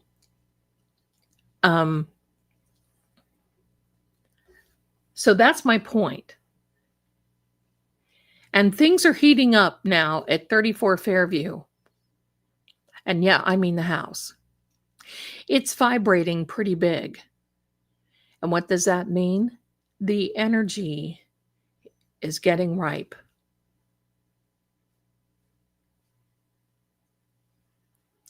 "34 Fairview, when something starts coming to the forefront and to the, you sit here and you, this poor girl, she's got eczema so bad. I should have called her Digger instead of Scooby. So something's getting ready to happen in Canton. Hello, sister. Something's getting ready to happen.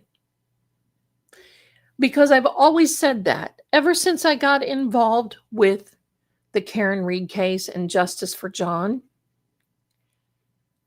And I've known about this and I've done research here. Let me ask you this. Do you not think that Michael Proctor is related to the Proctors from the Salem witch trial? He's married to Elizabeth Proctor. And yes, that was not her married name, but there's a lot of connections. Yes, Sissy, thank you. There's a lot of connections there. His energy, his spirit is gone. You don't have to worry about it. He's resting, but his energy is not going to go. He is going to remain. That energy will keep looping. It will keep looping. Now, I've done a little bit of history on Proctor the proctologist and Salem, and there is a connection. Now, does that mean anything? No, because I don't believe in generational curses to a certain degree.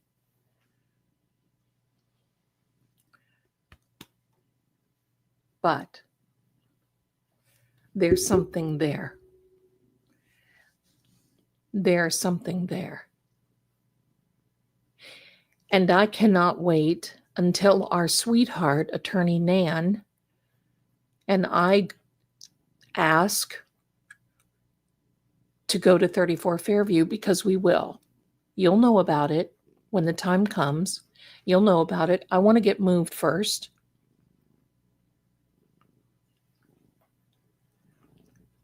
I want to get moved. December 12th. Gosh, that was my mother's birthday. He's a Sagittarius then.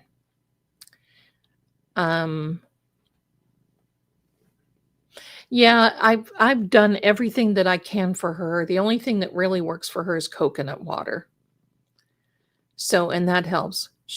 And being near mama, aren't her? She's blind in one eye.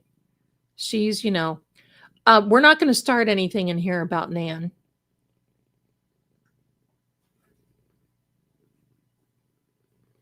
I don't fall into that.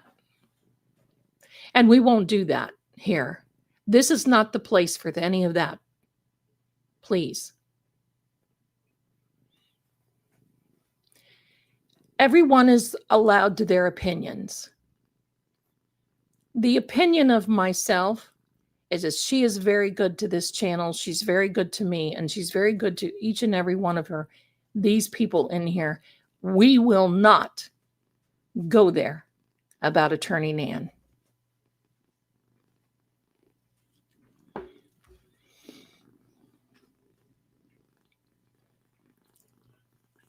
So hello, my darlings. Yes. Kitties are the best. Okay, so anyway, back to, yes, we love Nan. So back. Yeah, ciao. Ciao. If you don't like it, you can go. It won't hurt my feelings. Who I choose to be affiliated with is nobody's business. And if you want to tick me off, do it. I dare you. Now, let's get back to my show, please. So anyway, that's why I believe that something is getting ready to happen with because of the vibes. We're getting ready to be into this we're getting ready to be in this wonderful Mercury retrograde. Mercury retrograde brings out the best and the worst in people. Thank you, Karen. The best and the worst in people. Mercury retrograde is right around the corner. It's the 9th. It's Sunday. Thank you, K9. I'm sorry, guys. I just will not put up with that kind of crap. I'm not going to fall into that. This infighting, stop. It's the most ridiculous thing that I've ever heard and encountered. And so what? Don't get me started. So anyway, Mercury retrograde, we've been in the shadow period since October 25th. Thank you, my darlings. We've been here since, thank you, Kelly. Thank you, thank you, thank you. Yeah, I don't want any that stuff in my channel. I won't have it. They can be gone. Mercury retrograde, we've been in the shadow since October 25th. That's probably why you're seeing a lot of upset and infighting and drama.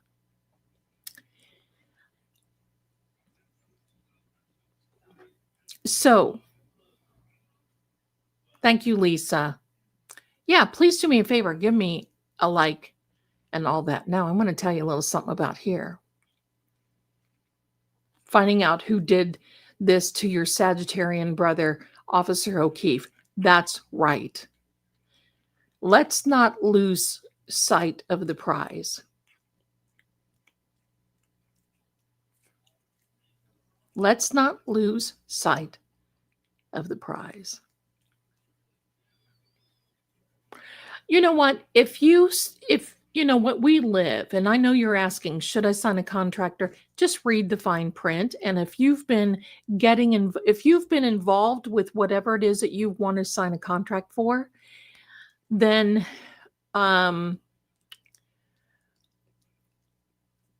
read the fine contract, or read the fine print rather. So I just think that's the best thing. I just think that's the best thing.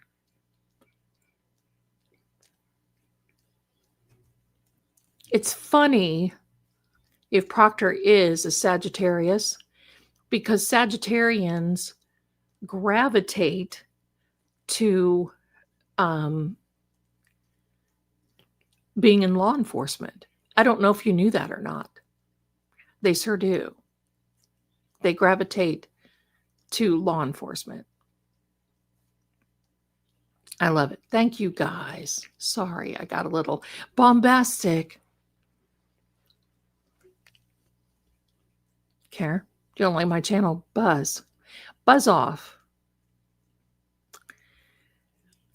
So anyway, now I want to tell you a few little things. Let's see. Oh, we got a little time. My son's in the chat. Now, if you want to take a break, we do have your birthday's next week, Ruby. You make sure you're in here because we'll sing happy birthday. And you know what? Cat Randall's in here. My voice is cleared up. Let's sing happy birthday to Cat. Ready? Happy birthday to you. Happy birthday to you. Happy birthday, dear Cat. Happy birthday to you and many more. You guys are going to have to let me know when your birthdays are, okay? Wow. Okay, so now that Ian's in here, let me tell you about when we first moved in here. We came right from Shrek's palace to this place. And it was wonderful. But let me do this. Let me do this. Let me show you, because we will have a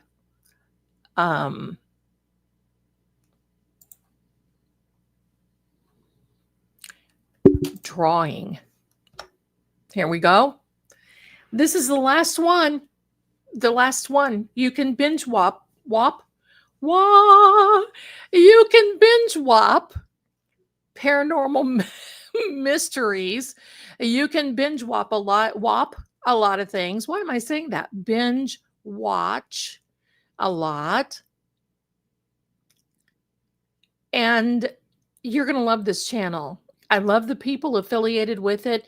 It is really good and true paranormal content.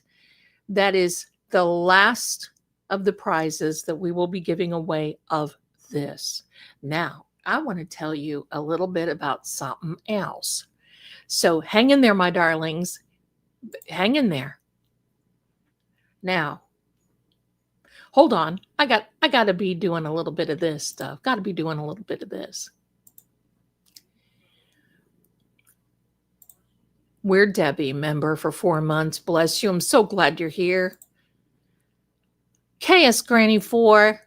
I don't know if that's Kansas Granny, but whatever it is, Granny, I love that you're here. Member for 3 months. Bless you. We have a new member. Adriana, bless you for being here. So glad that you are. Thank you. Thank you. And my darling Kat has gifted 1 Lady Zelda Kelly membership. Bless you. Beautiful. Look at this beauty. Gifted 5 Lady Zelda Kelly memberships. Bless you. And she gifted 5 more.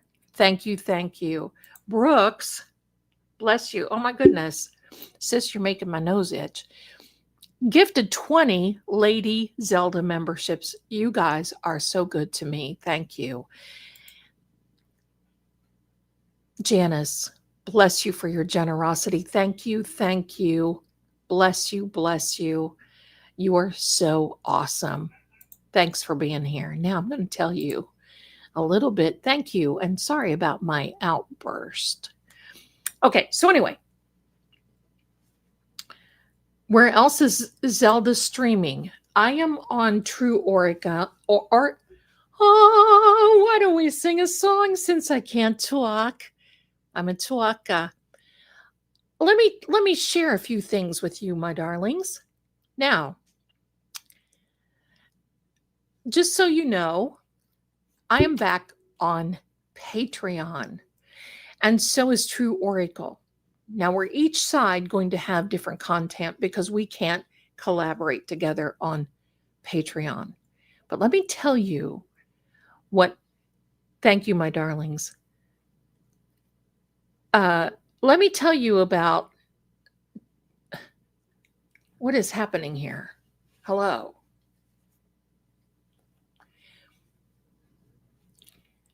Patreon.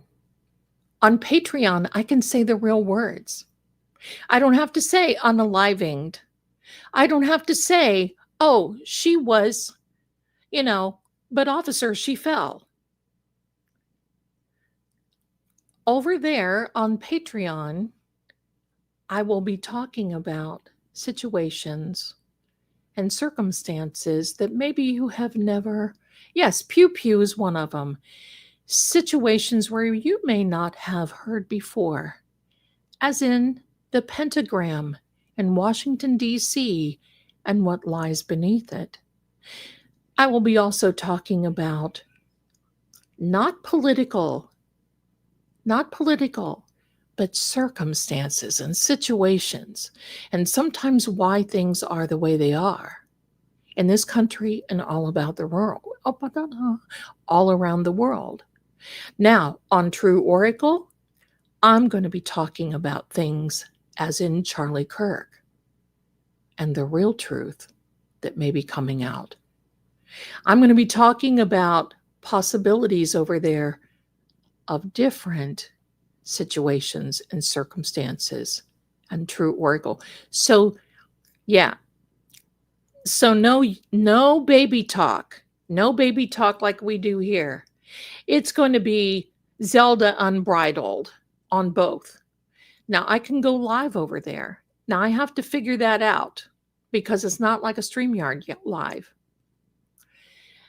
And, do you want to hear about reptiles and maybe what family they're affiliated with? Okay.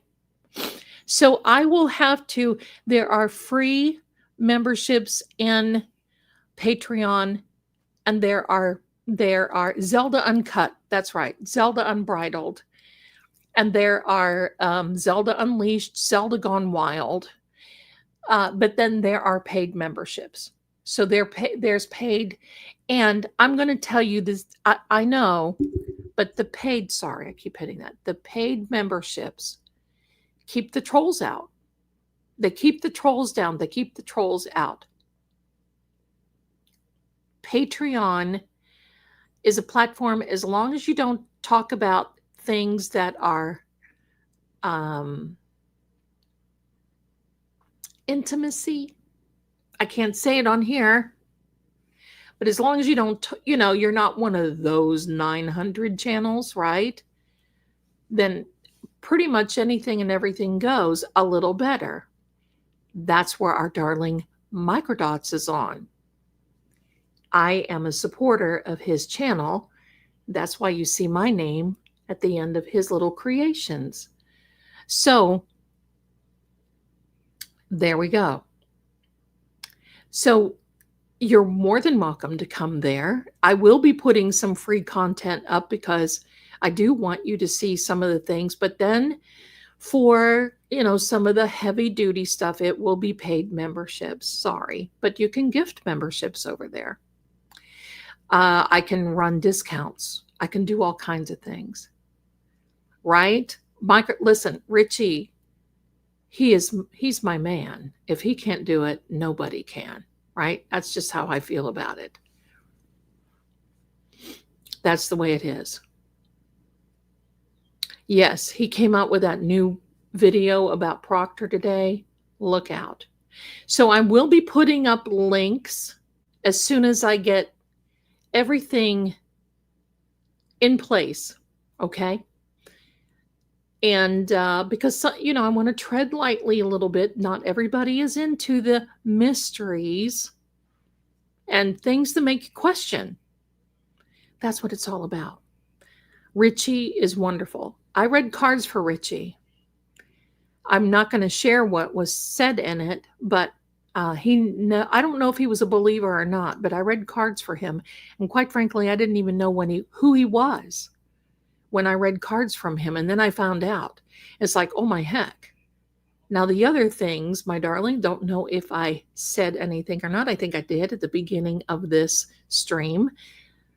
Our beautiful mods are putting, and look at Nightbot. Look at Nightbot because Captain Jerry's putting it up.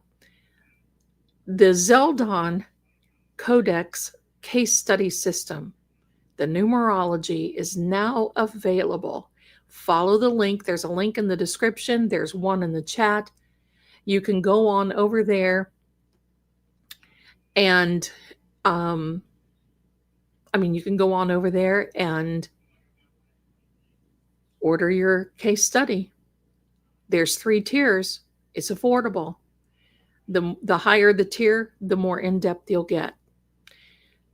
And I can tell you, it is very interesting. I even did my own, and I'm thinking, what the heck, right? I didn't even know this about me. So thank you, Carrie. Thank you, all of them. You guys are wonderful. So open and wide spaces, yes. So watch for the Patreon links. I will put them in the community tabs. Then we can talk. Then Zelda can be a talker. Yes. I love him. I love him.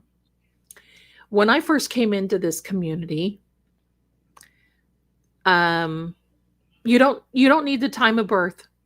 It's not like astrology, it's numerology. So it is based on your birthday, where you were born, your name. The more information that you can give about me, or me, oh no, give about you to me. So like, say for instance, as you get married. When I got married, I did not use my middle name when I got married. I used my maiden name when I got married. So if you want to give me a maiden name, if you want to give me your married name, if you want to give me an adopted name, you can do whatever whatever. If you don't want to give me your total birthday, you don't have to do that. It's all up to you. I'm leaving it all up to you. All right. So I want to tell you, yes, my angel, don't, no kissing, please. I want to tell you a little bit about the place that we are in. And it is scary. It was. I got rid of it. When we first moved in here, there must have been somebody upstairs, because there's townhomes upstairs. We have just a one floor unit where like the bedrooms are on one side, and then the living room, dining room, and kitchen all run on the opposite, on this side. So when we moved in, it wasn't long until we heard the screaming. And it wasn't like, ah, ha, ha, ha, screaming. It was, oh my heck, I'm getting ripped apart type screaming. And it got so intense. And that's why, Ian has always gotten up and checked on me. I've checked on him, blah, blah, blah. We've changed bedrooms, whatever. And he would come out and he would say, Mom, I can't stand this screaming. I said, I know. So I told the landlord, our landlord, because it was an Airbnb and it was so pricey. So I told him, I said, look, I'll sign a lease. We're going to be here for a little while. I really don't want to move. Will you just keep us? And he's like, well, yeah, that's fine. That's no worries. Blessed on that account. There was one night that the screaming was so bad that Ian said, I'm going upstairs. I said, you cannot. What if there's somebody like Jeffrey Dahmer or somebody up there? You cannot go upstairs. We need to call the police. We called the police and they just didn't come. So the next night, I told the landlord. He called me. Honey, I think it's like $5 or something like that a month. I think it's Patreon. And then I run specials where, you get a certain percentage off, or you can get, whatever. So I told the landlord, and he calls me the next day. And he said, are you sure you heard screaming up there? Because, see, we're in an end unit. So it's not, it's everything that way, not here. On an outside wall. He said, there's nobody up there. I said, how could there be nobody up there? He said, there's nobody up there. I said, okay. So I told my son, I said, listen, you stand at the door. Because yes, I'm his mother, but I still have to stand in front of him, right? You just do that. So I told him, I said, stand at the door and I'll give you the high sign if I need anything. So I go up there. I lean over the railing. I'm looking in the windows because the blinds are up. Empty, vacant, no, nothing, nobody there. Okay, so this went on and on and on. Finally, I had to do some cleansing to get uh, if you guys can hold on a second, I'll get you the Patreon in just a minute. I'll get it for you. So, in fact, I'll just do it now while I'm talking to you. While I'm talking to you. So I went on over, my darlings, to this. I forget what it is. I guess it's The Office. I guess something like that. I went over to The Office because I don't mess with that because I still have a landlord, whatever. So I just don't mess with it. So I go to the office and I said, look, we just can't, you've got to do something there. The man who owns this, owned the one up there. The man who owned the one up there came over. He knocked on my door and he said, look, I don't know what's going on, but you're not the only person who has said that there's been screaming going on up there. Okay. And give me a second, my darling. Let me see if I can figure this out. Okay, and let me do this. I'm going to give you this link. All right, I'm going to put it in the chat, and then I'm also going to put it in. Now, this is for mine. It's not for True Oracle. I'm going to give it to you here, and then True Oracle is not ready yet. And you can gift memberships over there, and I can gift memberships to all of you, and blah, blah. So there you go. That is my Patreon link. And there are different tiers that you can get, okay? So $5 is the smallest tier. So he says, you're not the only one that has talked about this screaming. And I said, it is to the point it's blood curling. Curling. Oh, I recorded it. I'm not going to play it for you on here because it's freaky. And you might not be able to hear it anyway. But I recorded it and I called him and he came back over and he said, oh my God. That came from upstairs? I said, yes, sir. It came from upstairs. So then this guy moves in, and I want you to know they've never been able to keep a tenant in that unit. Never. Our lights, and especially in the bathrooms, would flicker. I had my landlord check them out. They were flickering. We changed the bulbs. We changed everything else. They checked the wiring. Nothing. Flickering. Flicker. I would sometimes, when I worked on the psychic line, I would work that, what do they call that? Oh, the graveyard. Hello. I would call the graveyard. I would work the graveyard shift, and I would sit over here. There's a sofa behind me, and I would sit on the sofa, and I would keep the light on in the hall, or in the bathroom rather. And one night I was sitting there, and you know, the crack between the door frame where the door hinges to the door frame, there, my darlings, on the bottom was a little hand that came through that and wrapped around the door, and then unwrapped and went back into the bathroom. Now, it would have to be behind the door. There's nothing behind the door. Nothing.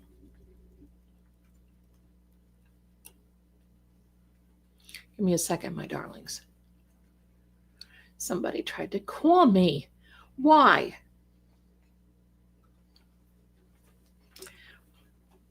A little hand this time, about the size of that hand, like a doll hand. What's with these hands? The hand. I have a story about the hand.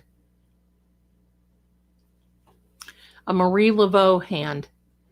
Listen, We could go, you and I, my darlings, we could all get in a big van and we could drive 3,000, 3,500 miles cross country. And I would still be talking when we left and when we got there with all the things that I have to say. Pardon me. So a little tiny hand. You can bet I jumped up, ran to the bathroom, looked behind the door, nothing. Nothing. I leave and I see the lights flickering. Okay. Oh, good. Ashley's driving. Captain's driving. We're set. We've got a bus driver who's crowd control. We've got to work all that out. Anyway, I don't think, no, you don't have to download an app with Patreon. You can use it. I don't have it on my phone. I have it on my desktop only. So you can do desktop, iPad, wherever it's comfortable. At least to be entertaining. That's right. So we get, my darlings, to the point where things are quiet. Then all of a sudden the cat starts seeing orbs. I do have some videos. I'll show you one day. The cats have orbs as long as we have snacks. Snacks and security, okay, we're good. And Bilbo, my kitty, who is very attuned to a lot of these things, would sit on this little dresser-like thing, pardon me, in the hall. Dee, thanks for being here, my darlings. Big love to you. Big love. There you go, Laura B. She's got a ticket to ride. He would sit on the credenza in the hall and would be looking up toward the ceiling and would be meowing. And when I took video, there's orbs flying all around. Orbs. Now, an orb, my darling, is an energy that is trying to manifest into more and they just can't. That's it. They're not going to be any bigger, any better than an orb. Done. It's over. Nada. Good night, Lisa. Thank you so much for being here, my darling. Oh, yes, Lisa. Okay. So there were some scary things, especially the screams that were happening. That hadn't happened in a while. Every now and then there was the scream, but it's calmed down because I had to really, I mean, I got my iron out. I did the thing. And not my steam iron, my iron as in stuff. But I did the thing. I don't know if somebody, pardon me, went up there and opened some type of portal. I mean, we live near a college campus. So those things happen. There was a young lady one time that, thank you, my darling. Thank you, rock and roll. There was a young lady one time, and I live right beside, or not live, I work, my desk, my table is right beside the front window, and then the front door is over that way. There's a walkway. You have to come down and around, you know, the walk to come to the front door is, you know, you just can't walk up. You have to wind around. This young girl from upstairs comes down and I see her picking leaves and she's got all this stuff and, you know, whatever. And she's right here by the window laying leaves and stuff. She didn't see that I was sitting here. I think she got scared of me because I used to sit here with the window open, not thinking people were listening. And they would sit on the steps going upstairs and listen to me talking and, you know, whatever. So I think it scared her and it was some type of protection. She was getting protection from me. So that's okay. Where do I get my iron? That is a great question. It depends on how big of the iron that I need. I have iron needles sometimes that I take with me. I have an iron, you know what a safety pin? I have an iron like safety pin that I pin some things on, and I wear it on the inside like I'll pin it to my blouse or, other things. And or I'll go to like a Home Depot or something like that. Sometimes they have the iron spikes. And I've had them before. I've had places that you go into a place that has ironworks. Where do you find iron safety pins? You have to look online. Sometimes they have them on Amazon, but needles are made out of iron. They're very flexible. There's steel like needles that you sew with. It depends. So it depends on, what you get. You can definitely iron railroad spikes, and you can go to the like an ironworks store, a place that they do the iron stairways and sorry sister, iron spike, road spikes or whatever. Yeah, that's big. Witches and demons. That's why I said I wish. I would be afraid to do it though, for fear I would get upset or, get in trouble. But I wish cast iron, I don't know if cast iron would do it. I'll have to look into it. That's good to know because I've got all kinds of cast iron. I don't know. Can you use cast iron as a railroad spike? Anyway, you might be able to get those. Iron doors, yeah. Fancy neighborhoods, that's right. But I always said that I would certainly love to have an iron or to go up to Dedham, Canton, put some iron in the yards of the courthouse.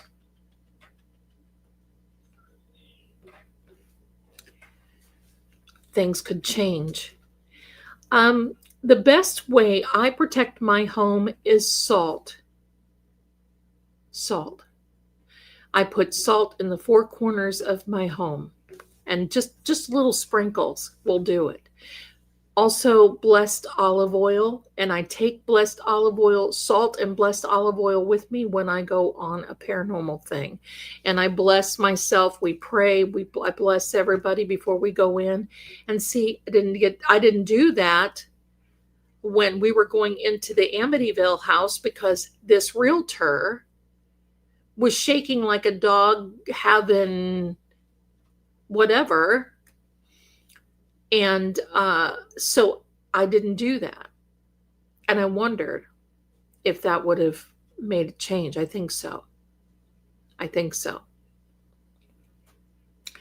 What about sage or Palo Santo? Both. But I'm a fan of salt. And the reason being is because salt has been used for this century, since the day one, to protect and preserve. And there's a little saying that you can use, and that is, you can do it on the four corners of your properties too. Absolutely. You can do, here's your little thing. Salt doesn't hurt. Salt doesn't lie. Salt will only purify. Because you use salt to preserve and protect. And that's what I would do. Yeah.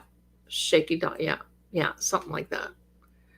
Now mental image of Zelda walking to place brandishing a cast iron. Honey, right? Any salt, you can use any salt. I like coarse sea salt, kosher salt, but you got to bless it first. That's your key. Make sure you bless the salt. Just don't be, tossing salt. I'm going to tell you another little thing, right? Why I like the salt. Because with these chickens in the South, there are fleas. And sometimes I believe the flea should be the state bird because they're just flipping all over. And salt, pardon me, will help to keeps the, like spiders and all kinds of stuff. I sprinkle salt in the carpets because it kills anything like that that's in there. because salt could literally, I mean, salt will cut them. Batter up, Zelda is going to beat the evil. That's right. Hello. Reminds me, Lady Zelda, you said on 34 card reading earlier how the energy couldn't lie because it didn't have conscious profound. Yes. See, energy doesn't lie. So that's why, my darlings, I try to go one step further. And by the way, I want to say this. If there is a young lady, I don't know what your first name is.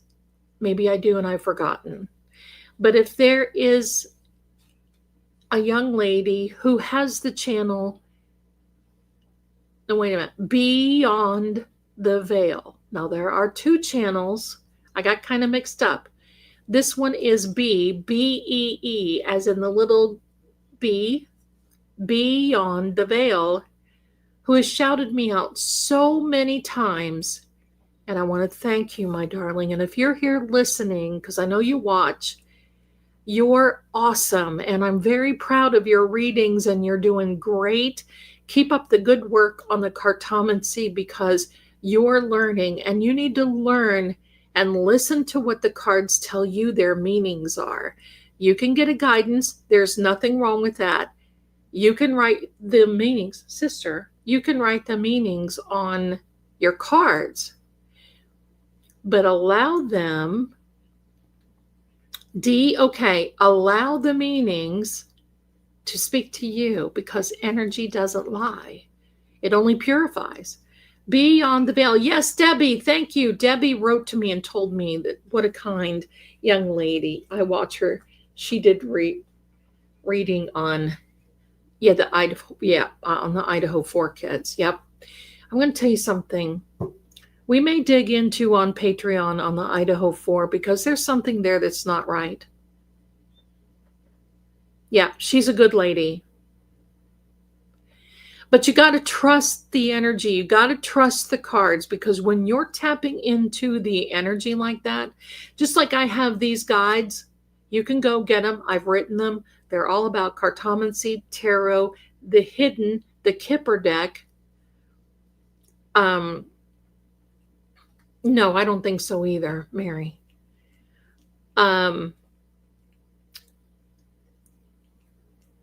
I know, Grace, and it was so kind. You guys wrote to me, and I watched that, and I was just flabbergasted. She's got really pure energy, and I appreciate her and her readings. The Piotnik, I love the Piotnik deck, the older one that I have. Let's see, I had a question here. Let me go back. There's a lot. Listen, and I'm going to tell you one thing. There's a lot. Once you get into things, as you can tell with me, sometimes I feel like I'm all over the place, but there's so much information, and I feel that we have so little time to just learn, be sponges, and absorb, know the truth, know what we're here for, what our purpose is for, that the more you know, the more you have to know. It's kind of like when I really started into the theology in 1994, it was wild because it's like the more you study, the more you want to study, the more there is. You never stop learning. And that's how I feel. I mean, I learned something, sis. I learned something from the cards every day. There's not a day I don't learn something from the cards. The gap blessing is okay. Wait a minute. I'm getting ahead of myself here. Beyond the Veil. Yes. There's a lot. Okay, how do you bless salt? Passion flower. Bless you and thanks for being here.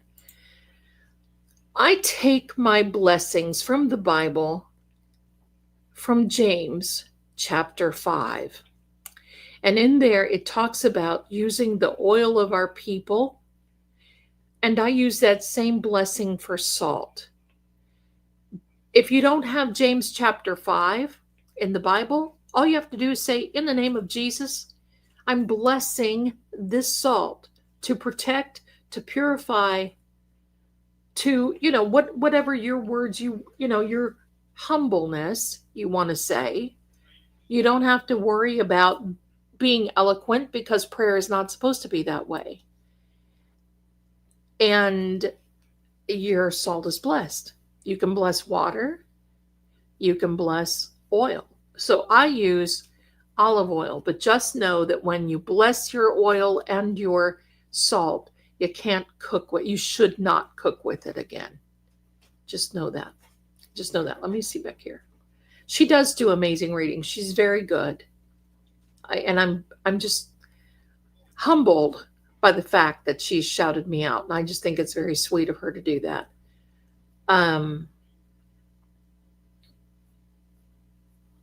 Yeah, let me see. Lady Z seems to just put the cards out, come what may. She doesn't seem to struggle. Well, sometimes this is really weird. I don't depend on the cards because I can literally read without them. But I know that everybody wants to see them. And quite frankly, I enjoy seeing them too. I'm going to be making a new deck for myself. I'm not going to sell it. The more you know. Da, da, da. I'm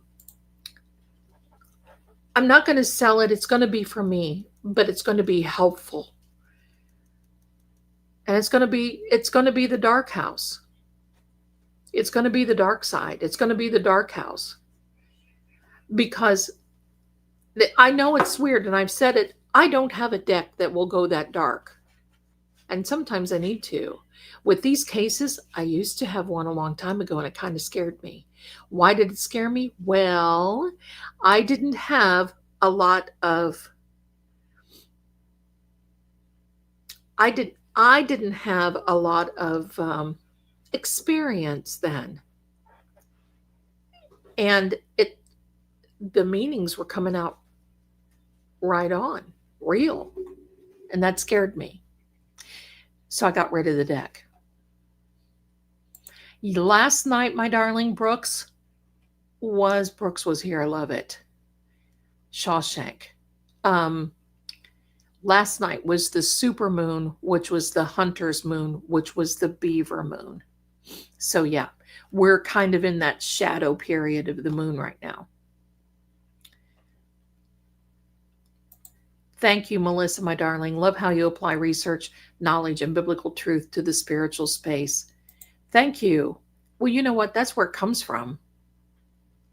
That's where all knowledge comes from there. And I think once you understand that there is a knowledge base that you can depend on, your faith, pardon me,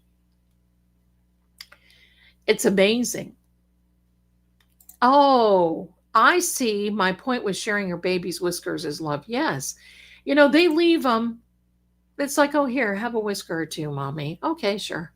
I'll share them. You know what I used to do? I used to send them out to people. People who would need an extra blessing, something like that. Sorry, I got an itchy.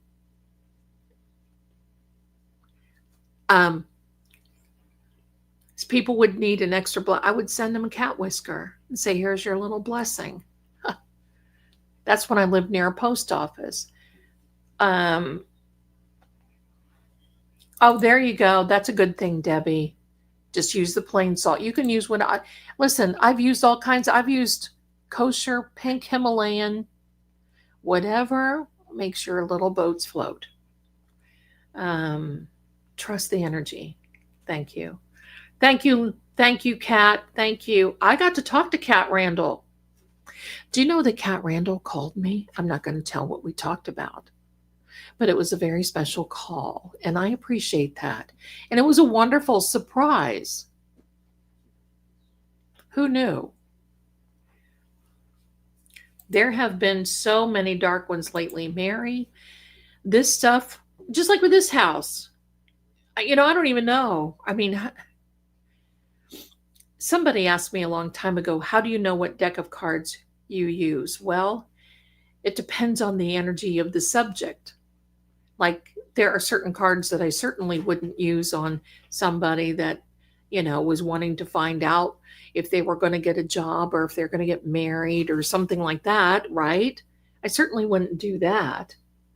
But I wonder if I'm getting talked about on Twitter.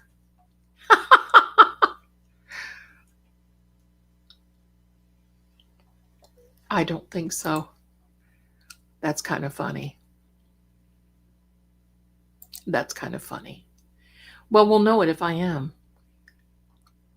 We'll know it if I am. Okay, I don't really care anyway. I'm just curious. Because, anytime anybody gets upset, they go and they clip things. I don't give it.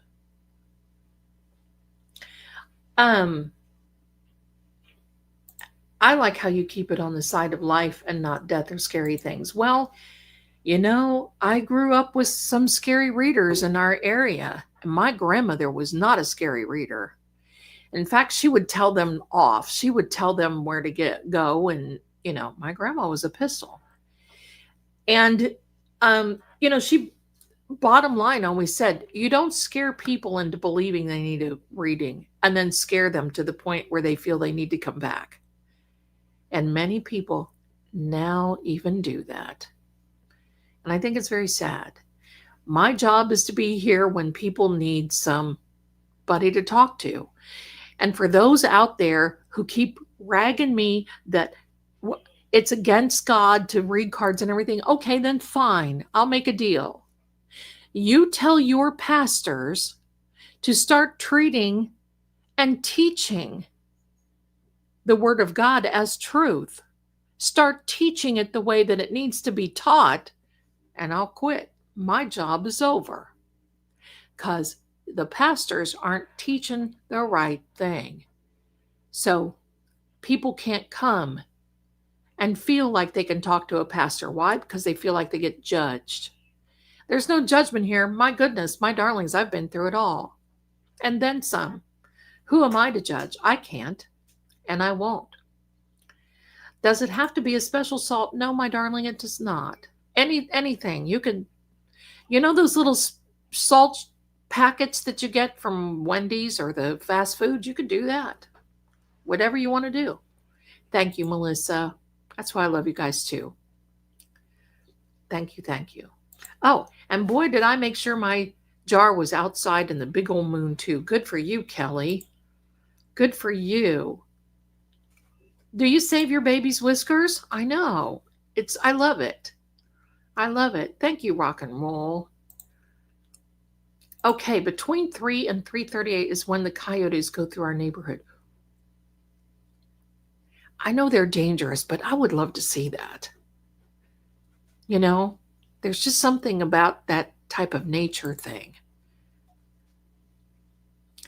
I'll tell you about the time one of these days that I was I know it was a skinwalker in Gatlinburg, Tennessee, pounding on a cabin door that I was staying. There in the Appalachian Mountains and the Great Smoky Mountains, you do not go out there alone. There's a place, what they call the spur, in between Gatlinburg and Pigeon Forge, is called Norton Creek. You do not go back there alone. You do not. There are witches back there. And of all things, Shrek and I drove back in there one time, and there was a gated place, and there was somebody coming out, and we snuck in. And when we got to the end, there was all kinds of weird statues, big. Weird statues. There was a huge, great big field-looking place in the middle of the mountains. I know it was for a UFO landing site. And by the way, I got to tell you this. You guys are going to love this. Then we're going to, because I'm not going to keep you too long. Let me sec. Thank you, Melissa. You guys are so sweet. Are salt lamps beneficial? Yes, but keep them away from your animals because sometimes they'll help. Zelda, do you bless a spike? Yes. Everything I do like that, even when I wear a cross. And I'm going to tell you this. about crosses. Somebody asked me the other day, and I might as well say it. I love crosses, but I won't buy a cross that has Christ hanging on it. And here's why. In the Word, it tells us to not re-crucify Christ. And to me, when you've got a cross, and you know what, if you do, okay, it's not a sin, but sometimes we have to know these things. And there we are. But yes, everything that I take into a place, everything that I use in my home, everything, my cards, everything. Bless, bless, bless. But I'll show you, you'll see the cards. I'm going to make them. I don't think that they're going to be scary, but they may touch on the darker side, so prepare. Because let's face it, this whole thing doesn't scare me as much as the human beings, if you want to call them that, sometimes, that we live around. That's right. The pastors.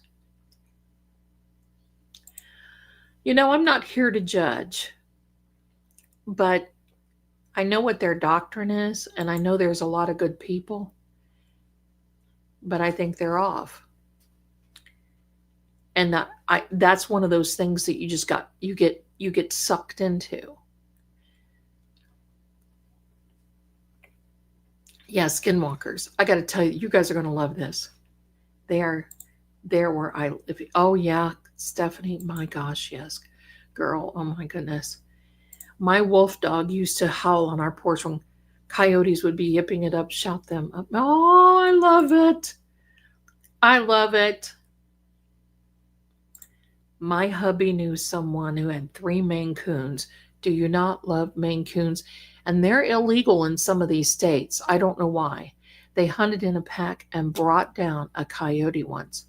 I believe that. All 3 cats lived to tell the tale. The coyote did not. Did you see about that Pyrenees? I believe he was in Kentucky. Was a sheepdog, and he was older. Took on a pack of, I wanted to cry. Took on a pack of, they came down to get his sheep, and he fought them off all night and unalived several of them. And finally, when they found this Pyrenees, he was tore up. But dear God, they could not put him out again. He was beat up pretty bad. But can you get that? My gosh, that little sweetheart. Just bought the cargo guide. There you go. A book. I need to. What I really want to do is, first of all, my darlings, I want to get moved. And I want to tell you this. That's okay. Don't worry about your spelling. Listen. Don't worry about it. It's all good. It's all good. I will write a book. What I want to do, my darlings, and I'm kind of excited because I found last night that the house that I wanted to buy sold. Now, why am I excited? Because that means that there's something way better out there for me. And that I don't have to I wasn't going to settle, but I wasn't going to accept some of the things. That's okay. I'm excited because I'm that much closer to getting that, number 1. Number 2, I got to tell you guys this. You're absolutely right. Once I get settled, because you know what? I don't feel settled where I am. Yes, I will get moved, and Patty, I promise I will get a P.O. box. Yes. But I got to tell you guys this, and then we'll have our little giveaway. The other night we were talking about the UFO crash site, Area 51. That was a good show. I have to say that. I loved bringing that to you because I love that kind of, I love that stuff. Okay. What's meant for me will never pass me by. I believe that too. Wallen, Tennessee, close to Gatlinburg, has a lot of haunted places. Yes, they do, my darling, and I'm planning on going, Miss Stephanie. Yes, ma'am. Miss Jerry's going to come and be my driver. Bless her. Bless her. So I got to tell you this. The other night we had that, and remember how I said, do I think that was Atlas? Uh, I I'm not so sure this 31 Atlas is what the big hype is supposed to be. I'm not so sure that there is. I'm going to say, I'm going to leave, stay tuned. Because there are always those, okay, that, oh, here's an opportunity for clicks. Be careful. I try not to clickbait somebody. Because the stuff why clickbait when I've got the truth to tell? So, right? Okay. I'm on the fence on that. I don't buy into the, oh my God, buy all the groceries. I don't buy into that. There's so much more out there. And I think if we even knew, we would probably hide. If you come, maybe we can meet I would be honored to do that, Stephanie. That sounds like fun. We'll try to do that. We'll try to do that. Okay. So here we are talking about Area 51. Had a great night. And first of all, I hope you enjoyed this story because I don't like to get personal, but I wanted to show you what can happen when you go out to a house that's you don't know, that's sus, and that you are unprotected because I did not get grounded properly, and it was really my fault because I should have known better. I allowed the excitement of going into this house, which nobody is allowed to go into, even with the new owners. It's locked up, hello. So yeah, I wanted to kind of like take out tonight and say, this is it. Thank you so much, Patty. So anyway, I mentioned that I did not like that movie Signs. So we shined off. I went in the kitchen, got me a little snacky, went in my bedroom, turned on AMC, and what movie do you think was on? Signs. I texted Ian. I said, you will not believe Signs is on. He's laughing. He is laughing. There's no more Shrek, Mitchell, my darling. Oh my goodness, Miss Jules, 69 there in Southwest Florida. Oh my. Sarasota is beautiful. I love Sarasota. That's a beautiful place to be. You never know where Zelda may be from one day to the next. I just want to get to where I want to get, unpack, and then boom. We really hunker down and get her done. All right, so that was number one. Then the other night, didn't have anything to watch. And I was thinking about that UFO, thinking about more content, thinking about Mercury, thinking about mermaids, thinking about the pentagram that is in Washington.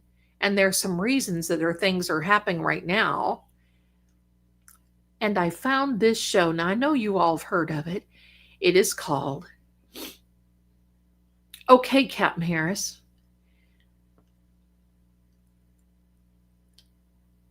If I didn't want to live in Tennessee so bad, I would consider going to Florida again. But I get scared of these hurricanes. I'm sorry. That does. So, my darlings,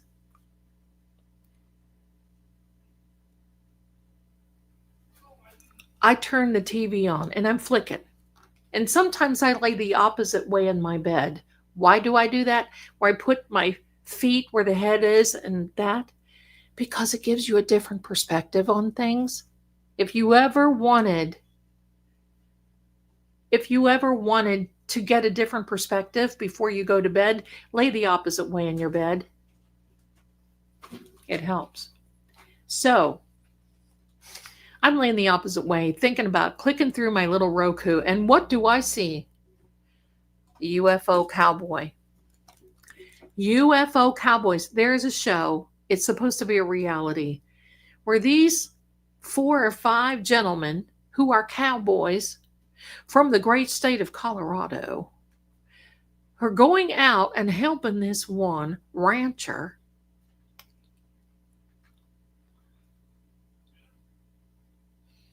because he's getting crop circles and there's something taking his cattle and there's something living in his barn. So they're looking there, and I'm thinking, oh, I was on the fence. I thought, oh, I just don't know. And then this older cowboy, they were in the barn, and he lifts up this tarp. I think it was burlap. And he puts it down real slow. He says, I never thought I'd see this again. And the one cowboy looks at him and goes, what's going on? I think his name is Jeff. He said, what's going on, Jeff? And he says, boys, I think we just crossed the gates of hell. I thought I'd come off of that bed. I was laughing so hard. I'm like, okay, sign me up. When's this on? There's 2 seasons.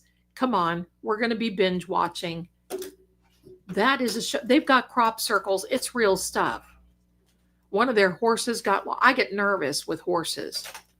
They found the horse. The horse had been gone for I don't know how long. They found the horse. They put it in this pasture. And I'm like, oh my heck, don't roll. Because you know, a horse, if they're upset or they're sick or something, they'll start rolling.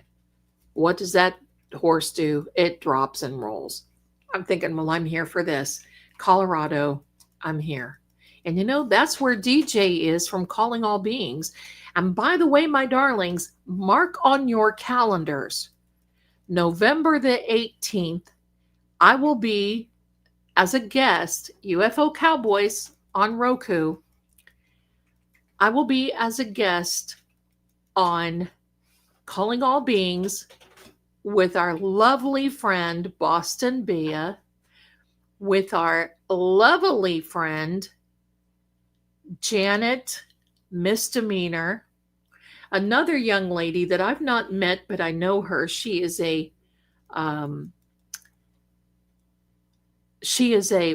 private investigator. And there's a couple more. I will be announcing it as the time comes. It's a Tuesday night. If you could please do that. I might try to stream it as well. But my darlings, oh my, hello. We'll have a good time. So I've got to figure out, here's the thing. I got to figure out how I can be in ladies' night is exactly what it is. I got to figure out how I can be in someone else's stream and collaborate and stream within their stream. They do it with me, and that's great. They're welcome to. But I may do that as well. So I just want you to know, sit down, so you poor little chicken. So yes. So anyway, what are you angry? You see this tail? When a cat swishes their tail like that, it means that they're annoyed. She's annoyed at me right now because I don't know what she's wanting to do. But anyway, my darlings, how's about this? Let's have a drawing. Let's have a drawing. Where are you? Hello, my darlings. I'm so glad we had this time together just to have a laugh and sing a song. Seems we just get started, and before you know it, comes a time we have to say so long. Yep, there you go. Giddy up. All right, there we are. Now let me share my screen. And we're going to have this. Now, my darlings, do me a favor. When you win, where is this? What? Oh, there we are. When you win, contact me and I will send over your prize. Let me show you what the word of the day is. And let's go. It is hashtag fun. Hashtag fun, my darlings. Let's go. This is it. Hashtag fun. I want to thank you all for being so generous. There's a Venmo that came in. Thank you.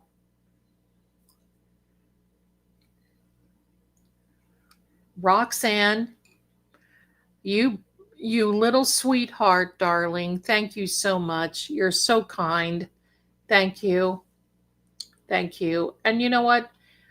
I love you guys so much, but we're gonna do the paranormal content. We're gonna do all this stuff. Let's go, babies. Thank you, Roxanne. You're so generous to me. Thank you, thank you, thank you. Carol Burnett is right. Someone gifted me a membership. Don't know, but I wanted to say thank you. Well, you know what, my darling, you just did. And thank you for being here. Bless you. You guys are such a blessing to both Ian and I. Now, after you voted and hello, after you entered and you put your fun into the chat, put a 1 in there if you'd like to have another game night with Ian and I. Just a game night, talk without the fundraiser because we had too much going on. But this way, Ian and I can talk with you. Would you like to have him have another game night in this channel? Maybe, yes, of course. And maybe he shoots some zombies. Hey, he needs to finish the game. So Ian, if you're out there and you're hearing this, the chat is ringing with 1s. My late husband just had left there. Oh, my darling. We want more of Ian, please. Thank you, Captain Jerry. Thank you. You guys are so kind. Always a good. I want this to be an uplifting channel. And, I'm sorry that, that person felt upset. But you know what? It's okay. Sometimes I get upset too, and I understand that. But we're good. My son is a gamer. I love the gaming with Ian. Oh, good. Go ask Alice. I love that too. Way to go. Thank you so much, Miss Jules. Let's go, guys. I want you all to be winning a prize. There we are. Uplifting chat. Coming over, enjoyed myself a lot. Thank you, Linda. I'm hoping sometimes that the content just isn't too intense. I get really into some intense stuff. Zelda, I caught myself saying, let her rip, tater chip, the other day. Good. You know why I say girls just want to have fun, right? You know why I say those things? Isn't it so much fun? To me, it's more fun than just cussing, right? You can't get there's not too many combinations that you can get creative with when, maybe I could. I used to listen. But then it just didn't fit me anymore. I don't have a problem with anybody saying whatever they want to say. It's fine with me, but it doesn't fit me. I like to be creative. I like to be a little creative on things. My son came out to me as a gamer in a very serious conversation. It was so cute. Aw, I think that's great. I was living in SoCal when that happened. Wonderful. It's all good. Staying positive in your own thinking. Thank you, Despise. Zelda, I just don't understand that there are ads running. Hold on. Side by side, you in the videos lately, and they use all the words topics straightly forbidden in the program. Go figure. Well, you know why, my darlings? Those are ads that pay YouTube to be on here. That's why. So YouTube isn't going to say, oh, tisk tisk, how dare you? We're not going to make any money. You cannot put your ad on here because we saying these bad, nasty things. Yeah, I know. I see them too. Welcome back, niece. Welcome back. If the content is too much, hydrate, electrolytes, and little snacks without sugar. Yes, cat. There you go. Well, ding dong doodle smack me with a noodle, used as an expression of surprise or shock. Mine sometimes can be well heck. That's it. Well heck. Well heck.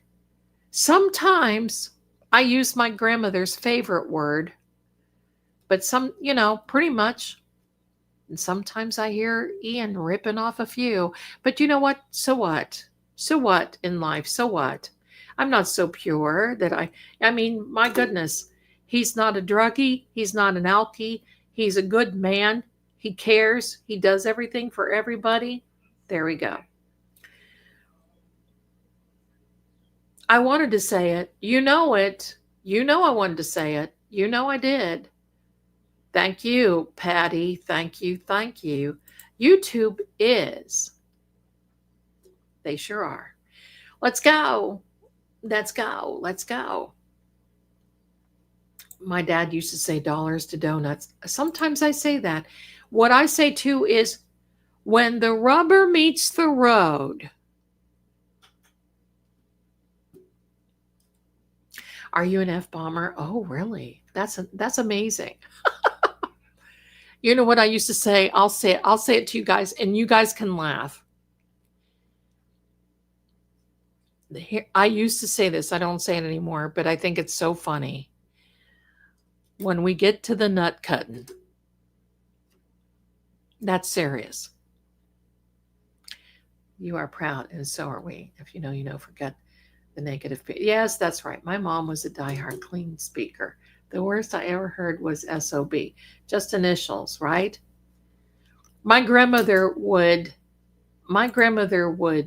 spell it out.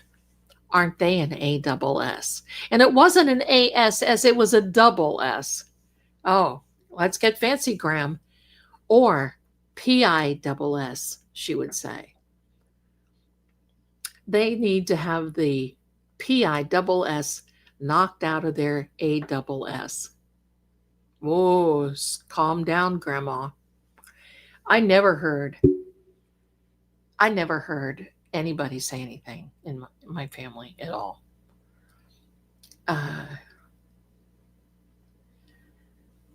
Son of a biscuit eater. That's it. Son of a biscuit box right there.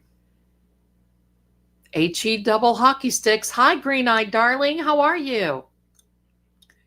All those old you know what? Isn't that funny? And now remember, these girls, and I used to call them the girls. These girls, my grandmother and mother, were the Hollywood wannabes. They would make their clothes. My grandmother was, someday I'll show you the pictures. Claudette Colbert, and my mother was Grace Kelly, because my mother graduated in 1954. Oh my heck. And she would make that movie Rear Window came out the year that she graduated, and she would draw out what she wanted to make and sippity doo dah. I call my grandpa little Schnicky. Aw. Mom says, oh boy, almond joy. Yeah, see, there you go. Yes, green-eyed, that's good, my darling. Hot diggity dog. Remember that song? Hot diggity dog diggity boom. Such a thrill to me. Remember that? My parents never cussed unless Dad was really mad. Then he'd let one slip, and Mom hated that. See, I think that's funny. Now I see all these people. Oh my gosh. It's like every other word. Things that are used or should be used as adverbs are just used as nouns. And it's just like, hello, I can cuss better than most. It's just not needed to make a point. See, I could probably do it too. But, sometimes I just ask myself, why? Why? Can't live in fear, right? Treasure of it. Get this. My mom graduated in 1939, same year as The Wizard of Oz, and I'm a couple years younger than you. Oh, really? Bless you. Yeah, my mom was kind of young when she had me. It's Aska. Aska. I won't drive over the Skyway in Tampa. It scares me over. Yep, see, I can't do that. I can't do that. All right, I think, my darlings, we are here. Last call. We're going to have a drawing now. Last call. Last call. My mother was born, I think, in 36. Last call, my darlings. Here we go. We have 41. I'm going to give it a few more seconds. Get in there. Jump in there. Let's go. Hashtag fun. Ready? We're drawing. We're drawing. Here we are. Let's go. Oh, yeah. If I said, Mary, look at you. Hold on. Got to get the applause button going. There's Mary. She won.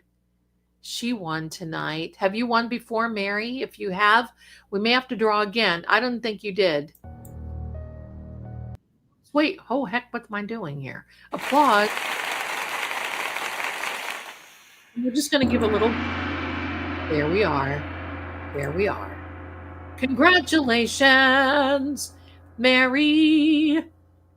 I love to say, bless your heart. It's the nicest way to say you wrong. They do that a lot in the South. Oh, bless your little pea-picking heart.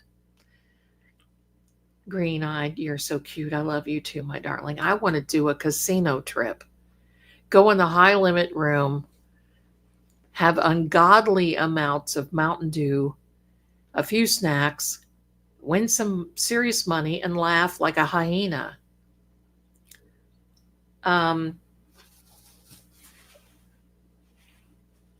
There you go, Mary. Mary. Quite contrary. Are you here, darling? She's got my email. You can email me. Mary. Yes, and yes, green-eyed. Listen, if we do that, okay, you didn't win before, did you, Mary? I didn't think you did. My mom was born in 1927 or 28. Her home birth certificate wasn't legible. Aw, she never really knew. Parents passed young. Oh, isn't that something? Aw, I'm here. Okay. You didn't. Okay, okay. It was somebody else I was thinking about. Wonderful. Email me, Mary, and I'll send you the code for you being a winner. The code. So I hope you have all enjoyed tonight. It's not over. It's not over. We might bring one back here between now and the end of the year. Watch for it. I need a little break. All these heavy stories, and I want to get into some more card readings again. But my darlings, it's about time to go and say goodbye to this time. Can you believe it? We've been at this for what? At least 6 weeks. More, maybe 8 weeks. But that's okay. So hang tight now, because Saturday night is going to be a big night. Saturday night, we are celebrating, my darlings, I'm not going to be doing any more shows on Thursday. It's just going to be Monday nights and Saturdays. Unless we do something. Unless something comes up, we might. Pardon me. So, Saturday night, we are celebrating True Oracle 13,000 and my channel 14,000. Pardon me, I've got the hiccups.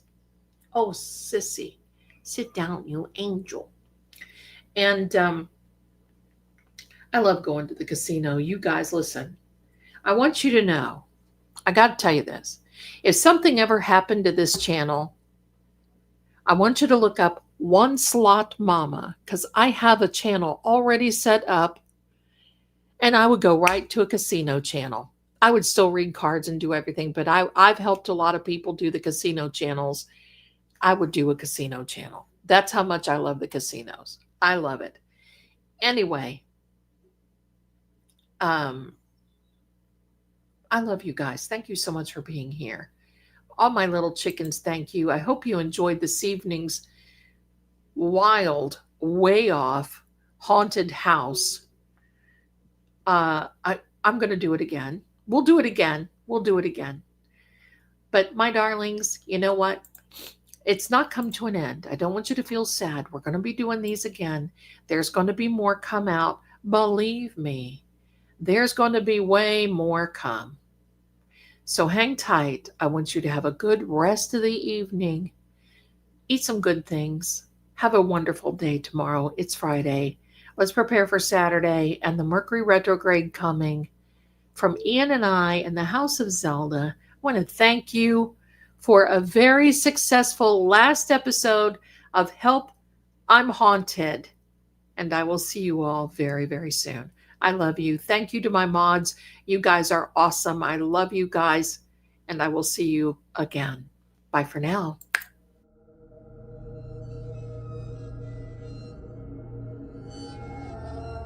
And so the lantern fades, but the shadows remain. This story may end here, or perhaps it's only just begun. See you soon.